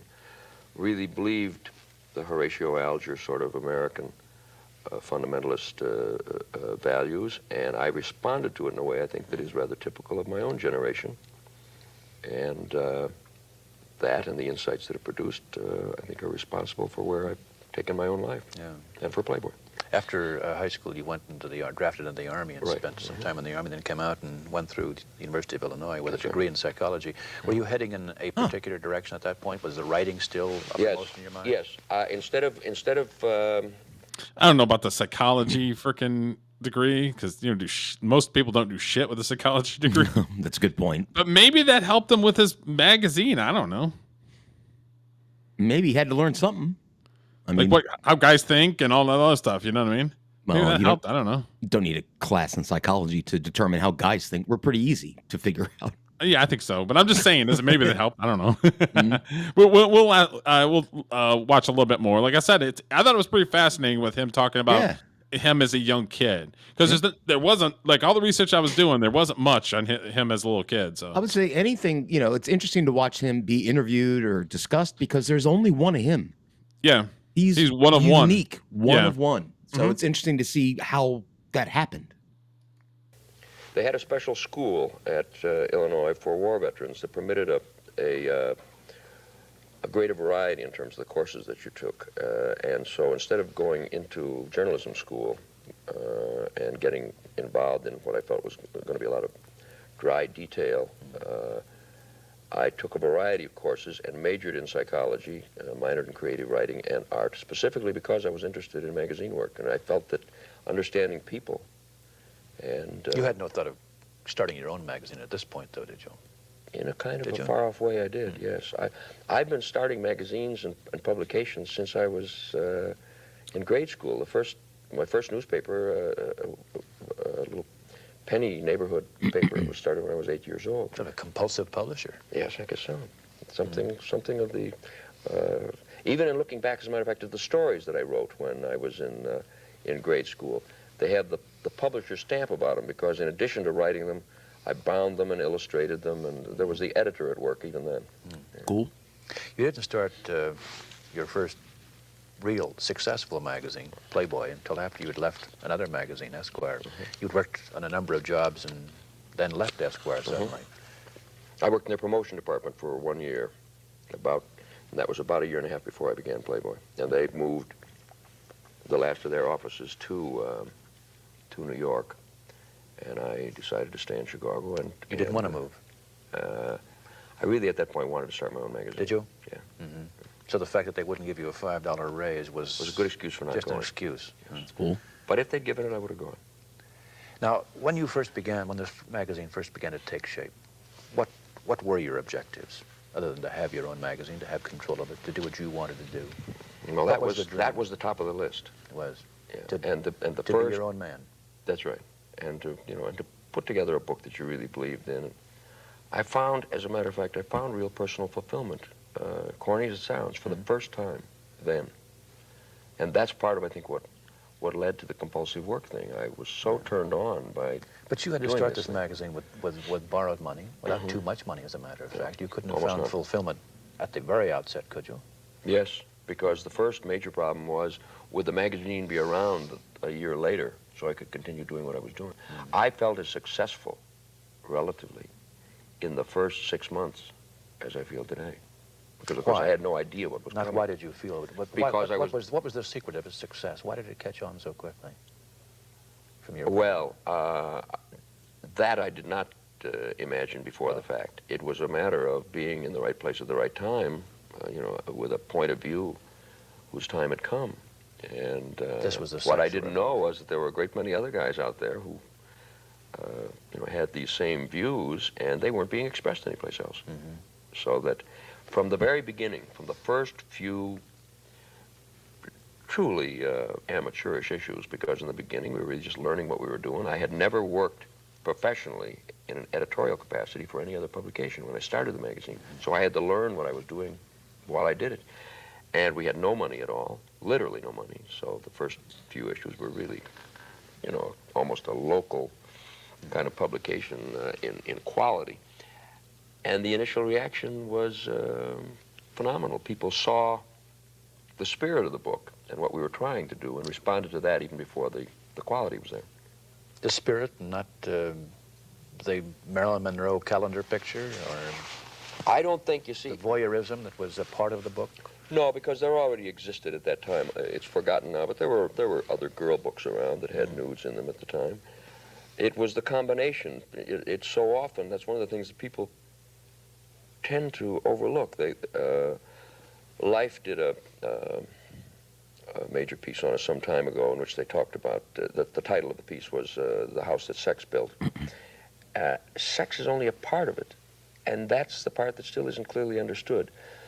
The whole idea behind Playboy was to try to put sex back into the total fabric of the interests of man, because traditionally in our society, we've kept them separate. We've created a whole concept of the devil in the flesh in competition with the spirit of man, body pitted against mind and spirit, this earth and its pleasures pitted against the hereafter. It was that fundamentally that I was really fighting.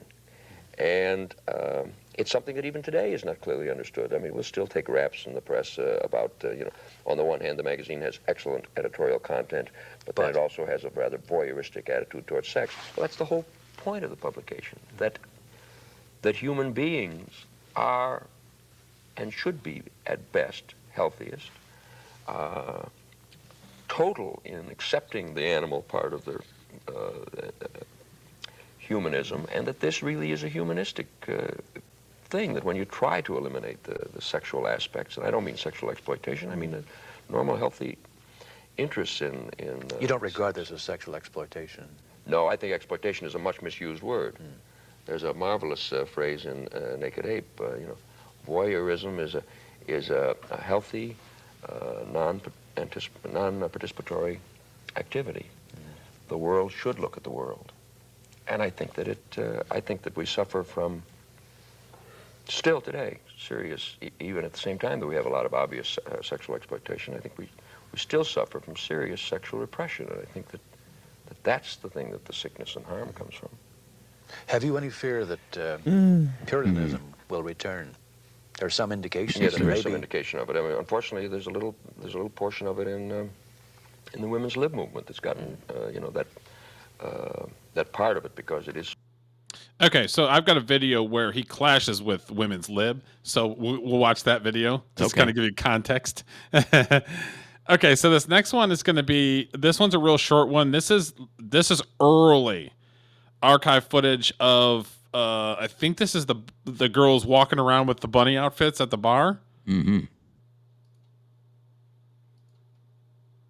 Maybe in a Playboy club. Can you maximize the video, Derek, or will that screw stuff up? My name is Hugh Hefner, and I'm editor-publisher of Playboy magazine. I started with a personal investment of $600. In 8 years, I've built an empire worth $20 million. Oh. He's discovered a new formula for packaging pornography, and it's made him $20 million in the 50s. Good for him. Playboy of the Western. Good for him. World at 34.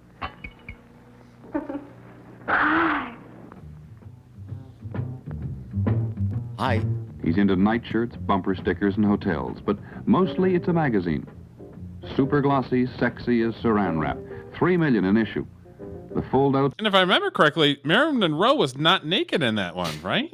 I think she was scantily clad, but I don't think she was naked in the very first issue. I do know that she did do a nude spread for Playboy, but I'm not sure if it was the first issue. I don't know. Yeah, I thought she did it a couple times, but the very first issue was not like where he was saying that they were trying to figure it out. So I don't even think that she was nude in the very first one.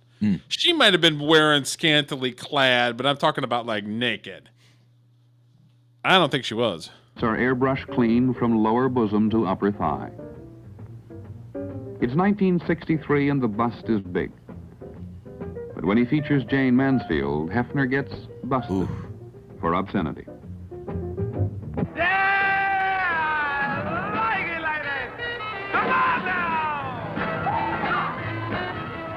When Hef throws a party, the magazine comes to life. His Chicago mansion is a peeping Tom's paradise. 40 live-in bunnies are there to be enjoyed, but only by the eye of the beholder. The underground swimming pool is kidney-shaped and filled with bikinis. Entertainment for the barflies next door. Behind a gentle waterfall lies a quiet grotto with an overhead trap door for the curious.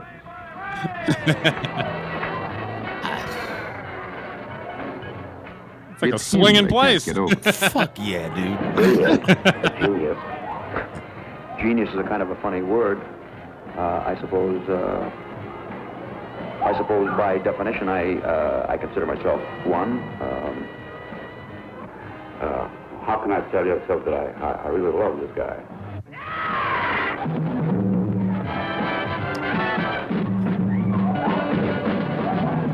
Hey, let me tell you about a man I know. This is special guy's about to go. Spends all his time just to live it right. And when he Playboy himself seldom makes the scene. He spends most nights with the cleaning lady back at the office, drinking Pepsi. There are moments. Drinking Pepsi. Smart. However, when I kind of stop in the middle of things, sometimes late at night, I look at myself and exactly what's happened, and I must confess that it's a bigger dream than I could have ever really dreamed. I admit that when I began this thing, I had no notion at all that it could ever become what it has. I consider myself quite possibly the luckiest human being in the entire world. I would agree with that. By contrast, this free-for-all in Central Park is a game between bunnies from New York's Playboy Club and an all-male team. They call it football, but actually this contest is as old as the human race. And the boys don't stand a chance. This looks like rugby. It looks bunnies constantly amazing. run the risk of losing their tails. And spare tails are kept back home in the dressing room of the Playboy Club. Honestly, it looks like a company picnic. I don't know. Not You the know what I companies- mean? Not the companies I've worked for. Here, the bunnies wear demure costumes and become very businesslike. They're not allowed to date the male customers, who retaliate by snatching away their tails and keeping them as souvenirs. Sometimes a whole box full goes in a single night.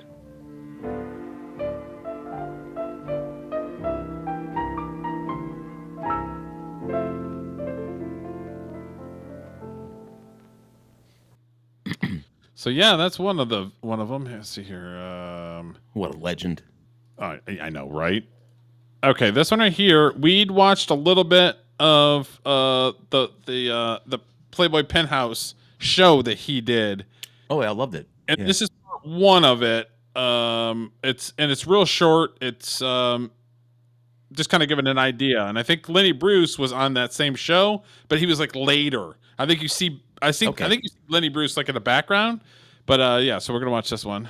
If I have a quick note, if I could ask Hugh Hefner one question, it would like that party we just looked at. 40 live-in bunnies, big part. Like, what do you do after you've achieved that? Like that, you've hit the pinnacle.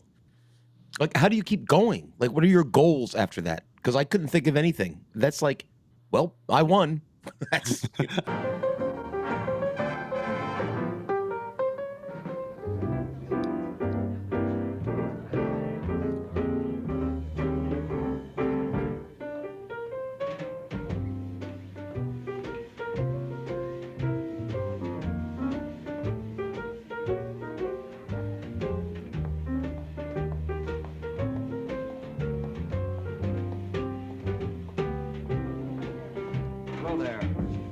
Glad you could join us this evening. I'm Hugh Hefner, editor-publisher of Playboy magazine, and your host. And this is Playboy's Penthouse. Come on in and meet some of our guests. Well, here we have Eleanor Bradley and Miss Joyce Nazari, two of our most popular playmates, and Lenny Bruce, foremost exponent of sick humor and... Oh! Isn't that sick? Yeah. Oh boy, the champagne is really making my nose bubbly, Uncle. especially well known for his There's Lenny Bruce. I was gonna say that's our guy. Yeah. Can you maximize the thing? Our own A.C. Spektorski. You don't mind? Associate publisher of Playboy and author of The Exurbanites. Back here, Cy Coleman, fellow that wrote Witchcraft, and a number of other very famous tunes. And Charlie Shavers, Man with a Trumpet. And Cy also wrote the tune you heard at the beginning of this show, our theme, and we're pretty excited about it, Cy. Well, so am I, actually, and so are the boys. It was really one of the most exciting dates I'd ever been at. I've never seen quite so many musicians assembled for a little trio like that. There were 39 in all, I guess. 39 or 40 men, and Cy wrote the tune for us just this past 2 weeks on a special assignment. We got together a good bit of the Chicago Symphony Orchestra, I think, along with everybody else. Yes, like I say, there were violinists there that didn't see each other in years. They shook hands on the date. They said, where have you been? We think we may have a hit record, and we're going to try and release it as a commercial record. Well, that's very exciting. I think it's a good record. I think it's a good musical record. It's something we're all proud of. Well, we're happy about it. This musician cannot believe his You're working on a luck. new Broadway show, too, aren't you? Well, that's right. I'm working on a show called Skyscraper for Fuhrer and Martin. They're the fellows that did Guys and Dolls, Silk Stockings, and that sort of thing. And, Skyscraper? I'm not familiar with it. You ever heard of it? Mm-mm. what it is, it's a show about contemporary New York.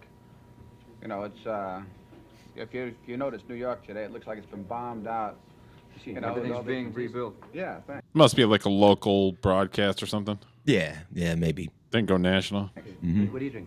I'm all set. Let me find it. Thank you. Well, it really looks like, you know, with all these new buildings going up and everything, you know, that's the recent thing with Toots Shaw when he refused to sell for quite a while. I didn't know about that. That's right. He was the last holdout on the Mhm. block, and they were putting up the new Zeckendorf Hotel there. So what we have is we have a little brownstone, and we have a little old lady that lives in this brownstone that won't sell to the big mighty skyscraper going up, and this is our whole story. And we have a romance, and it really is a very exciting project. And this is set to open when? Well, I can't tell you when it's going to open. We have a tentative rehearsal date set for August. I see. So maybe next fall. That's right. That's right. Very exciting. Now, the song you're most famous for, of course, is Witchcraft that Frank recorded here a couple of years ago. Yes, that's a biggie. I understand. We were talking earlier. There's a part of this tune you said that you... Is it the Frank that we're thinking of? I'm thinking it's the Frank. wrote after the record was made?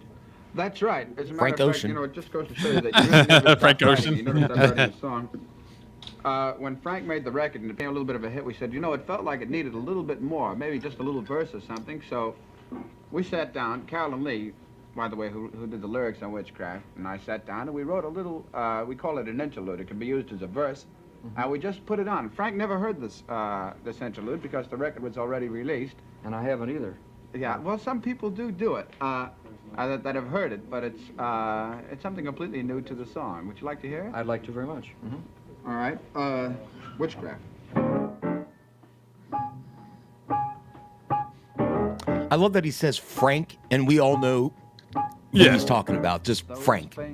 I mean, is there any other Franks that are more famous than the Frank that we think?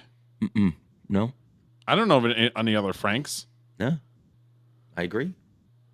Sly, come hear the stare. He can sing. That strips my conscience bare. It's witchcraft. And I've got no defense for it, 'cause the heat is too intense for it. What good would common sense for it do? 'Cause it's witchcraft. witchcraft.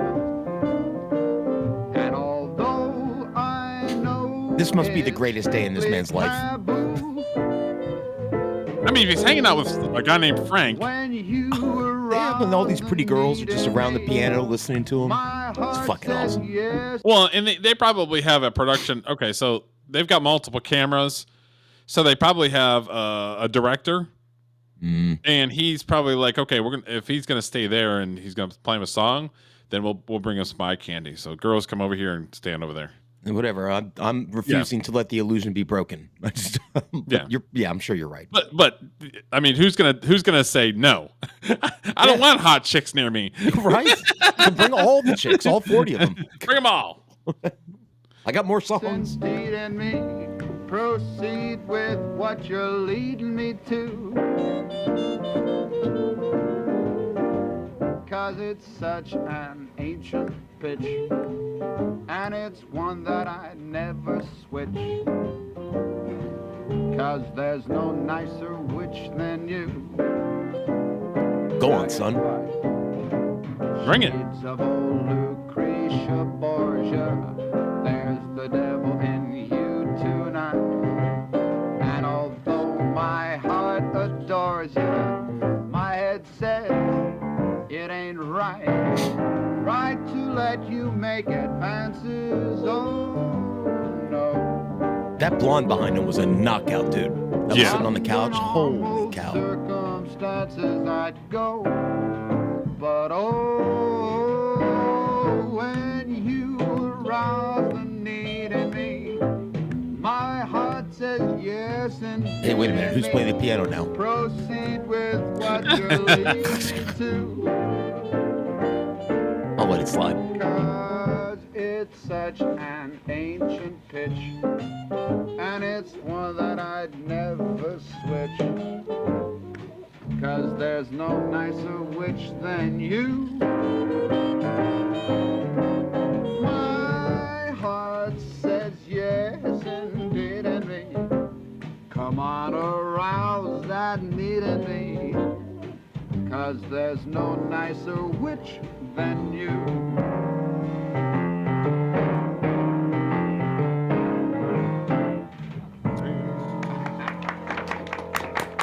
That's good.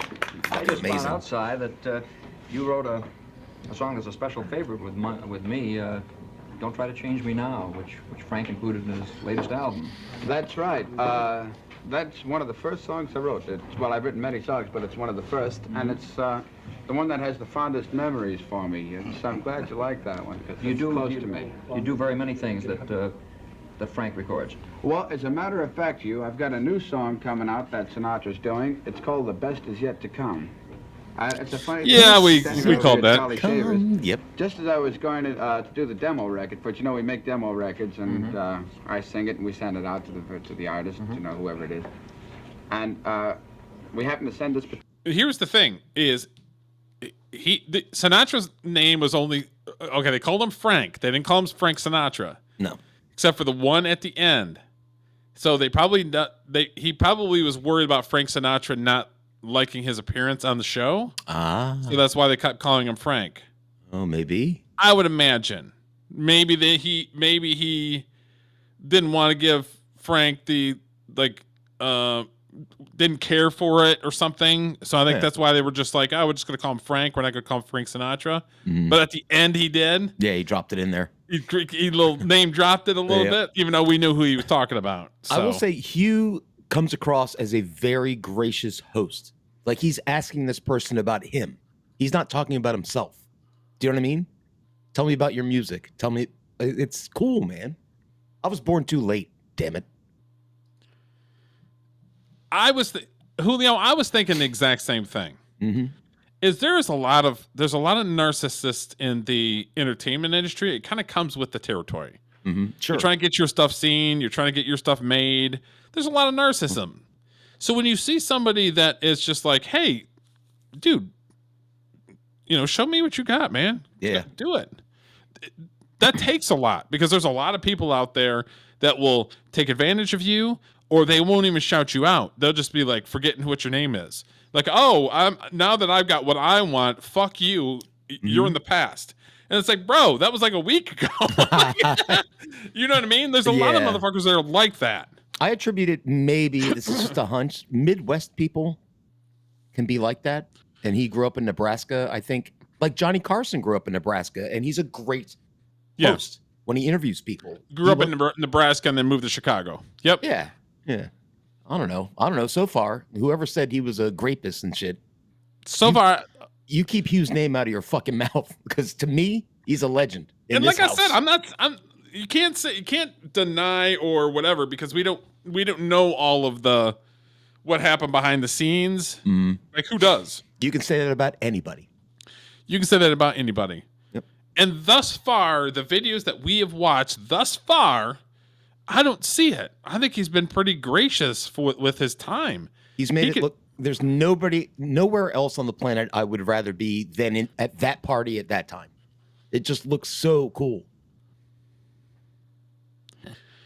Okay, so this next one is another one where Hugh Hefner is talking about the success of Playboy, the Dick Cavett Show, which is a huge freaking talk show back in the day. Anybody was on the Dick Cavett Show. That's right. And Hugh Hefner was on a few times, so he's kind of talking about his successes and. Yes. Can't get up there with my cough. Anybody who doesn't know who Hugh Hefner is probably just got here to this country or is under 6 years of age or something or should like be that. deported. We had Ambassador Linowitz on earlier, who started out with a very small amount and built it into an enormous fortune. And Hugh Hefner is another American success story of a slightly different nature, but he started out with, I think, $600 and turned it into one of the most incredible magazine empires in the history of publishing in this country. We watched that video of the Playboy bunnies in the black and white. Yeah. Where he was worth $20 million when he started with $600. And that was Tell me that. Yeah, that was then. Tell me that that's not a guy that knows what he's doing or found success pretty quickly. He's a great American success story. Yes. You couldn't do this in another country, I don't think. I don't think you could. Yeah. Especially with him doing Playboy magazine, which is a guy's magazine with girls, naked and stuff like that. I don't think it's about the content. It's about him being successful enough to get that content out for people to enjoy it. Yeah, and I don't like people throwing shade on Playboy like it's just a nudie mag. It wasn't. It was a men's magazine. They had college football previews. They had hottest cars of 1973. It was almost like Men's Health. It was almost like Men's Health with girls that were naked. You know what it was like? Remember in the late 90s, early aughts, where there were magazines like FHM and Maxim? Yes. That it was like that, except Maxim and FHM didn't have nudity. But other than that, it was about stuff that guys like. Yeah. Sports, cars, pretty girls. Yes. Some Hollywood stuff, movies, cool movies. And of course, the feminists hate it because they can't compete, number one. And number two, he's exploiting girls, even though they signed up for it. Dude, these girls don't look like they're unhappy. They don't seem like they're unhappy. And what's wrong? Listen, people go, well, they're being exploited for eye candy. What's wrong with a beautiful woman? There's nothing wrong with that. Usually the people that are saying that are ugly as sin. Correct. And what's wrong with a guy playing the piano showing off for pretty women? Guys have been showing off for pretty women since cavemen. Yes. It's the natural way of things. Men want to impress women to attract them. Yes. And I wish I was born back then. And it's a fantasy to have hot girls just hanging out with you. Yeah. Being in their sphere, being in their orbit. Because usually most hot girls are just like, nah, bye. But women back then it's the same. Men tried to get talents. They tried to be funny or play guitar or be talented with a camera to impress women. And women would try to look pretty and to attract. That's normal to me. And the world now is so abnormal. It's gone topsy-turvy. Which I don't understand why people continue to accept that it's went topsy-turvy. I don't get it. I don't either. I mean, I partially get it, but you basically put women in charge and they fucked it up. Well, that is true. Fantastically successful Playboy clubs and magazine and the whole, it's referred to often as an empire, although Mr. Hefner is not imperial in his behavior. But it's an enormous project, and how he did it is a secret apparently all his own, or other people would all be doing it. Anyway, will you welcome the man who did it all and produced the magazine that the whole country starts reading from the middle, Hugh Hefner.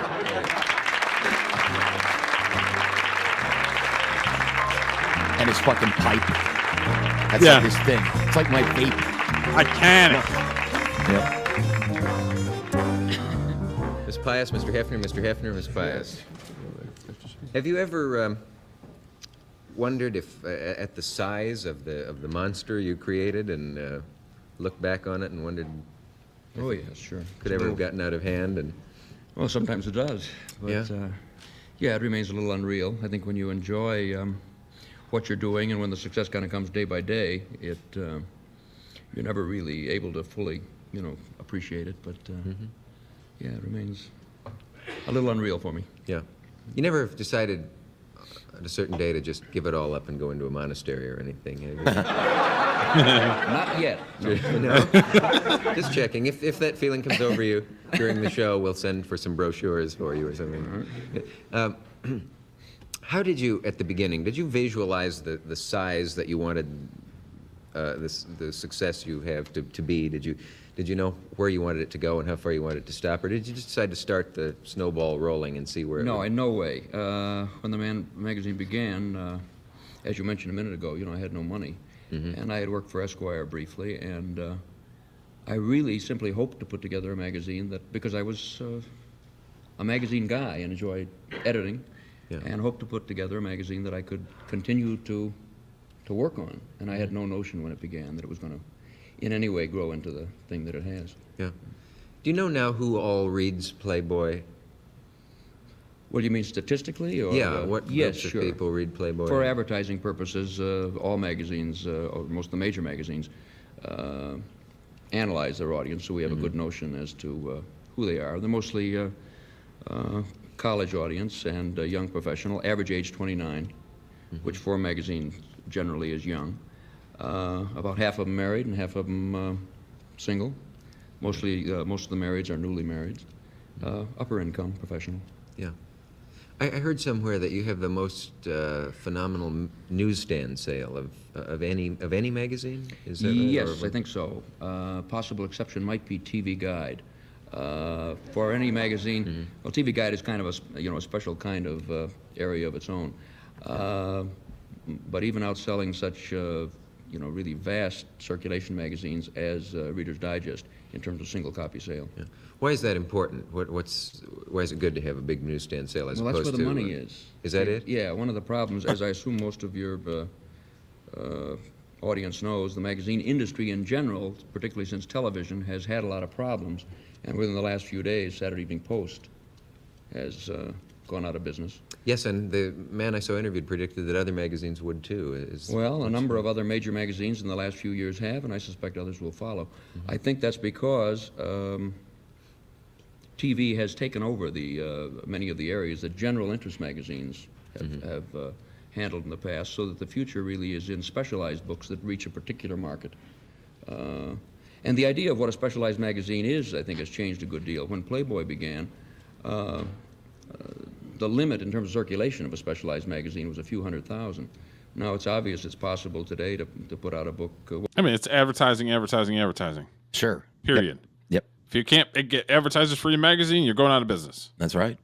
So it's like if you don't have a topic or whatever for your magazine that mass amounts of people want to read, you're out of business. Yep. Saturday Evening Post was kind of like for elderly people, right? Yeah, I think so. That's the way. I never read it, but I know of it, and my assumption was I've Reader's seen Digest. some. It looked like it was definitely dated type. It was for older people. Yeah, like Reader's Digest, which is another publication he mentioned. That was like an old person magazine. Well, Playboy as an example, which obviously is aimed at a very specific audience and doing a particular kind of job, and have a circulation of many millions. Right. What kind of women? This is a strange way to phrase it. Do women read Playboy magazine? Yes, yes. A surprisingly large number. Of our total readership, 1 out of every 4 is a woman. And I think the major reason for that is because the things that make the magazine popular The girls are the centerfold, etc., the things that are most talked about, most publicized. But the general editorial attitude and the fiction and the humor are things that appeal to both men and women of a particular point of view. And girls, what I would think girls would be interested in it to see what guys are interested in. Yeah, I knew my mom had a subscription to Playboy because she liked the articles, and she was straight as an arrow. But she, oh, really? Oh, yeah. She'd be like, here's the centerfold. I'll read all of this. Well, she didn't know I knew where she kept them, but I did.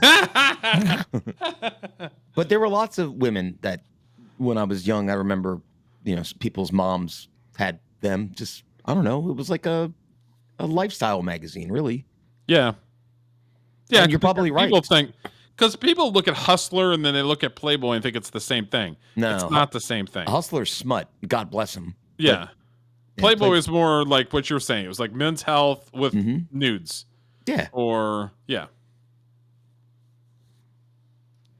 And I think that what has made Playboy successful is the fact that it came along at a time in which much of magazine publishing was in older hands, and there is this generation gap that we've heard a good deal about, and I think that Playboy was the first one to speak with a voice that a great many people were looking for, and that both young men and women could identify with.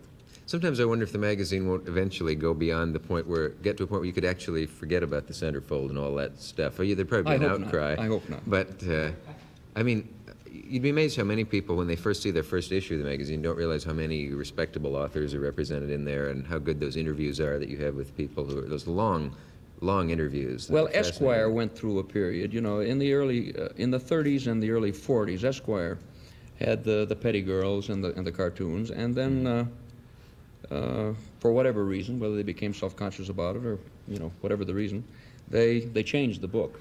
And various people have asked me whether, with the success of Playboy, whether we are going to consciously change the concept of the magazine later, whether we need the girls. And it's never going to happen because for me, and that's really where Playboy is at, for me the inconsistency has always been in our society that suggested that a healthy interest in beautiful women was somehow inconsistent with a healthy intellectual interest. And to me, a complete man is both. And Playboy is both because Playboy is entertainment for the complete man. He's right. And the ladies are quite complete in it. Yes. We have... Good old Dick Cavett. Good old Dick Cavett. He was very sharp-witted as a host. I've watched lots of his old interviews with George Harrison, John Lennon. He's very good at being a host. Yeah, he is. He was real on top of it. Yep. Quick. Okay, so this one is an interesting one where okay, so Hugh Hefner's there to do an interview, and then there's feminists that are invited, and they're talking about their feminist stuff. She knew somebody that a friend of hers was hitchhiking. A guy in a big rig picked her up, raped her, and then all of a sudden this girl became a feminist and an anti-rape person advocate because of her friend. But I'm thinking to myself, like, she wouldn't have been raped if she wasn't hitchhiking with a freaking big rig driver. So it's like she never even said anything and held her friend to account. It was all about the action of the weirdo that was driving the big rig. Well, that and if she's all into anti-rape, but are there pro-rape books? Like, who's she fighting against? Everybody thinks that. I have no idea. Yeah, like, of course, what the truck driver did was wrong. And it seems like that's a forever motif with some of these people. Remember last week, that one girl was accepting an award, and she was like, well, I'm for this and I'm for that, and I've got friends that are over here. It's the same thing. It's the same playbook where it's like, well, I knew a person that knew a person that knew a person, and that's why I feel this way. It's a very self-centered way to look at things, that only things that happen within your... That what happens within your small circle speaks to everything, which isn't the way life works. No. So the girl with the short brown hair was a huge feminist revolutionary person. Interesting that the buzzwords are the same. Interesting how that works. Thinking the same. This is the same bullshit word salad you hear. Same playbook. Same shit. It's almost like the communists. I mean, some people put this idea in their heads, and it's just been consistent ever since. Communism and feminism, same bullshit, same playbook for the last 60 fucking years. What women refuse to understand, and this is going to be very harsh, and I don't agree with violence, but the reason they're able to talk this shit is because men are letting them, because we could just knock them out. Oh yeah, because we're held to account if a hair on their head is moved, where a society will condemn us. The amount of restraint men have to show to deal with some women in modern society is But if she commendable. walks up to me and socks me, it's supposed to be okay because she's a girl. Even if that same girl has a lead pipe coming after me, I'm supposed to still give her reprieve because she's a girl. Yeah, that's not going to happen. Nope. All right, let's see what these. I'm not broads saying have that to being say. aggressive toward a girl, but if she's coming at me with a lead pipe, she ain't a girl. She's meat. Hugh Hefner is my. I thought. Do you know? She had a good point there. But if your audience is mostly men, and you have a girl that's talking about stuff like butterflies and polka dots and women and feminine mystique, that's not your audience. No, what she's saying, well, how I heard that is she's saying, yeah, whatever, men do what we do all the time. Why are people making it a big deal about us? Because we're women. I agree with that. Because they think differently. And again, that's not your audience. How many times have I heard like a WWE wrestler that is LGBT saying that, oh, there should be more storylines that are LGBT related? Your audience is mostly guys. Yeah, that's true. That's not your audience. But what she's saying, I think, is she's saying like she doesn't like to hear like, oh, wow, you're a writer? That's great. Not many women in writing. I'm like, I see where she's going with this. She's wrong. Her premise is wrong because women have been writing novels forever. Yeah. Like, this is not a new thing. You're not breaking any ground. It's like big deal. Wasn't Gone by the Wind written by a woman? I don't know, but you get writers like Jane Austen and Mary Shelley write classics. I think the same way about women who talk like this as I do about gays who act up. I'm like, listen, we don't give a shit. Just do what you do. You want to be a writer? Be a writer. I don't care. Knock it out. It should be a seamless transition. If you're talking about, I don't know, football, and then you have a guy that's writing about football, and then all of a sudden that guy moves on or gets fired or something, and there's a girl that takes over talking about football. There should be a seamless transition with the content. Not all of a sudden this guy's talking about football, and then all of a sudden this girl is talking about, well, how the pads don't look and how the jerseys are fluffy. You know what I mean? Like there should be a seamless transition. But that's the difference between guys and girls. So it depends on what the subject that you're writing about. Yeah. Well, there's no difference between guys and girls, Derek. Haven't you got the memo? Nope, I didn't get that memo. I lied. I got the memo, and I balled that son of a bitch up and threw it in the fucking trash. Same talking points. Yeah. Yep. Yep.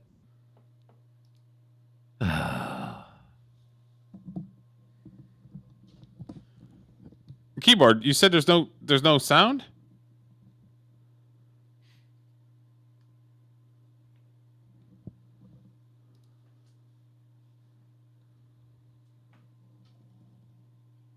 As far as I know, I've got levels.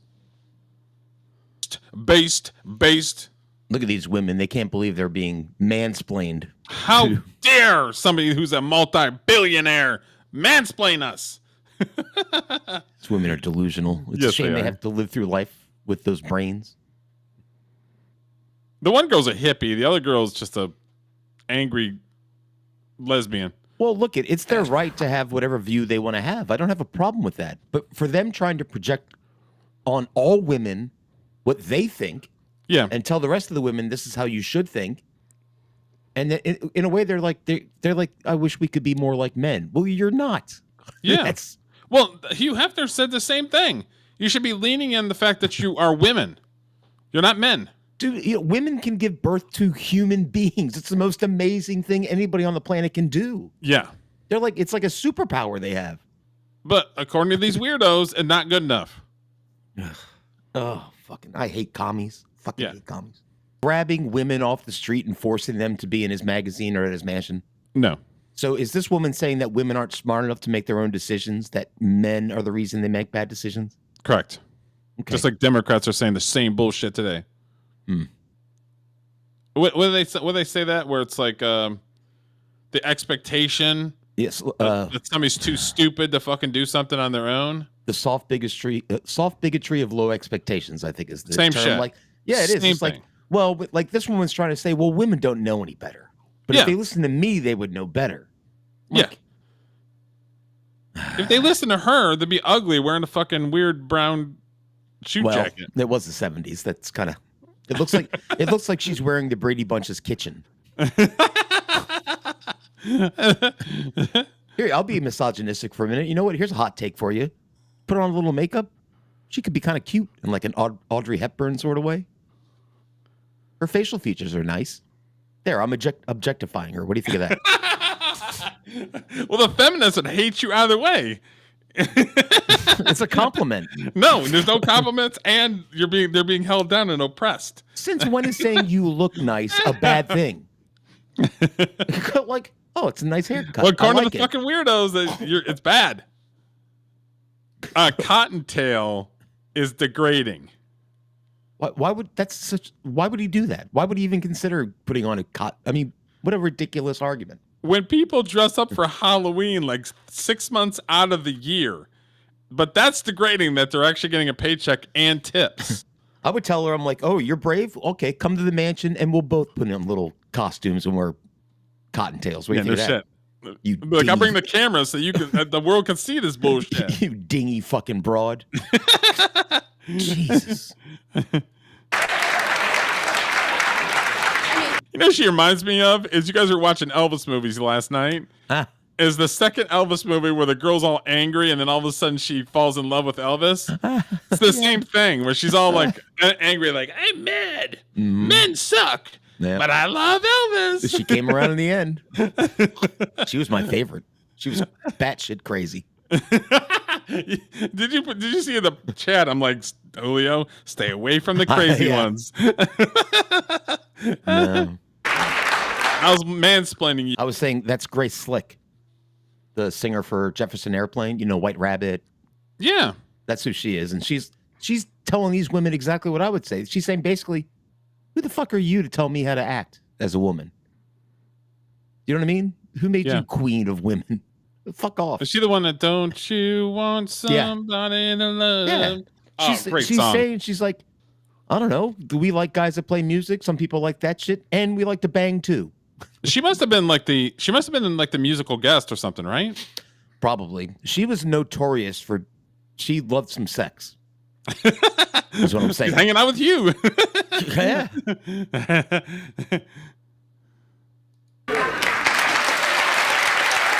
think we need another show on the subject. We have to pause. We'll be back. Hugh Hefner is. Here's the little thing that us Christians actually believe in. Mm-hmm. Is it's called free will. Oh, it's called free will to do what you want. Mm-hmm. But there is accountability with free will. Yeah. Us Christians have accountability. When he's like, well, it is degrading. Yes, I mean, you can look at it that way, but the girls have free will to say, no, I don't want to work here. Yeah. No, I don't want to post in your magazine. Nobody is forcing these fucking women to do anything. Nobody forced the girls to do orgies at the fucking mansion because we all know what happened.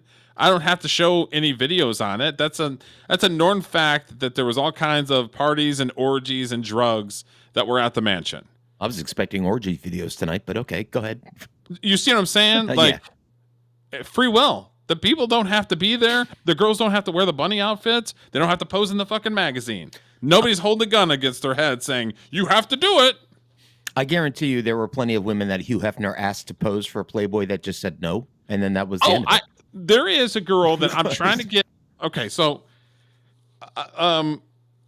there's another stream that this girl does movies, and she watches movies with her audience and stuff. Mm-hmm. And she had her on a couple weeks ago and did an interview with her, and she's a stunt woman who used to do stunts like in the 70s and the 80s. And I'm trying to get her to come on and do an interview with us. Ooh. But she's older, and she likes talking about that stuff. But Okay. she's very, I don't know, shy kind of, I guess. Okay. But if you saw this girl back in the day, she was hot. All right. And she was approached to be in Playboy. They wanted to do a centerfold with girls that worked on stunts for like movies and television shows. Yeah. And she told them no, she won't do it because I'm a Christian. I don't believe, I don't want to do it. So she didn't make a big shit over it. She just said no, I'm going to decline. Yeah. So Hugh Hefner go to her house and kidnap her and force her? Probably to do not. It was probably No? Hugh Hefner's people. But yeah, she didn't get stalked. She didn't do anything. She said, no, I'm not, I'm Christian. I don't, I have a limit. I'm not going to do that type of thing. So it's like the notion that girls are too stupid to make their own decisions, I emphatically disagree with. Grace Slick is the MVP in this interview. When she basically said, who the fuck are you to tell me how to act? Exactly. I mean, somebody had to say it. Yeah.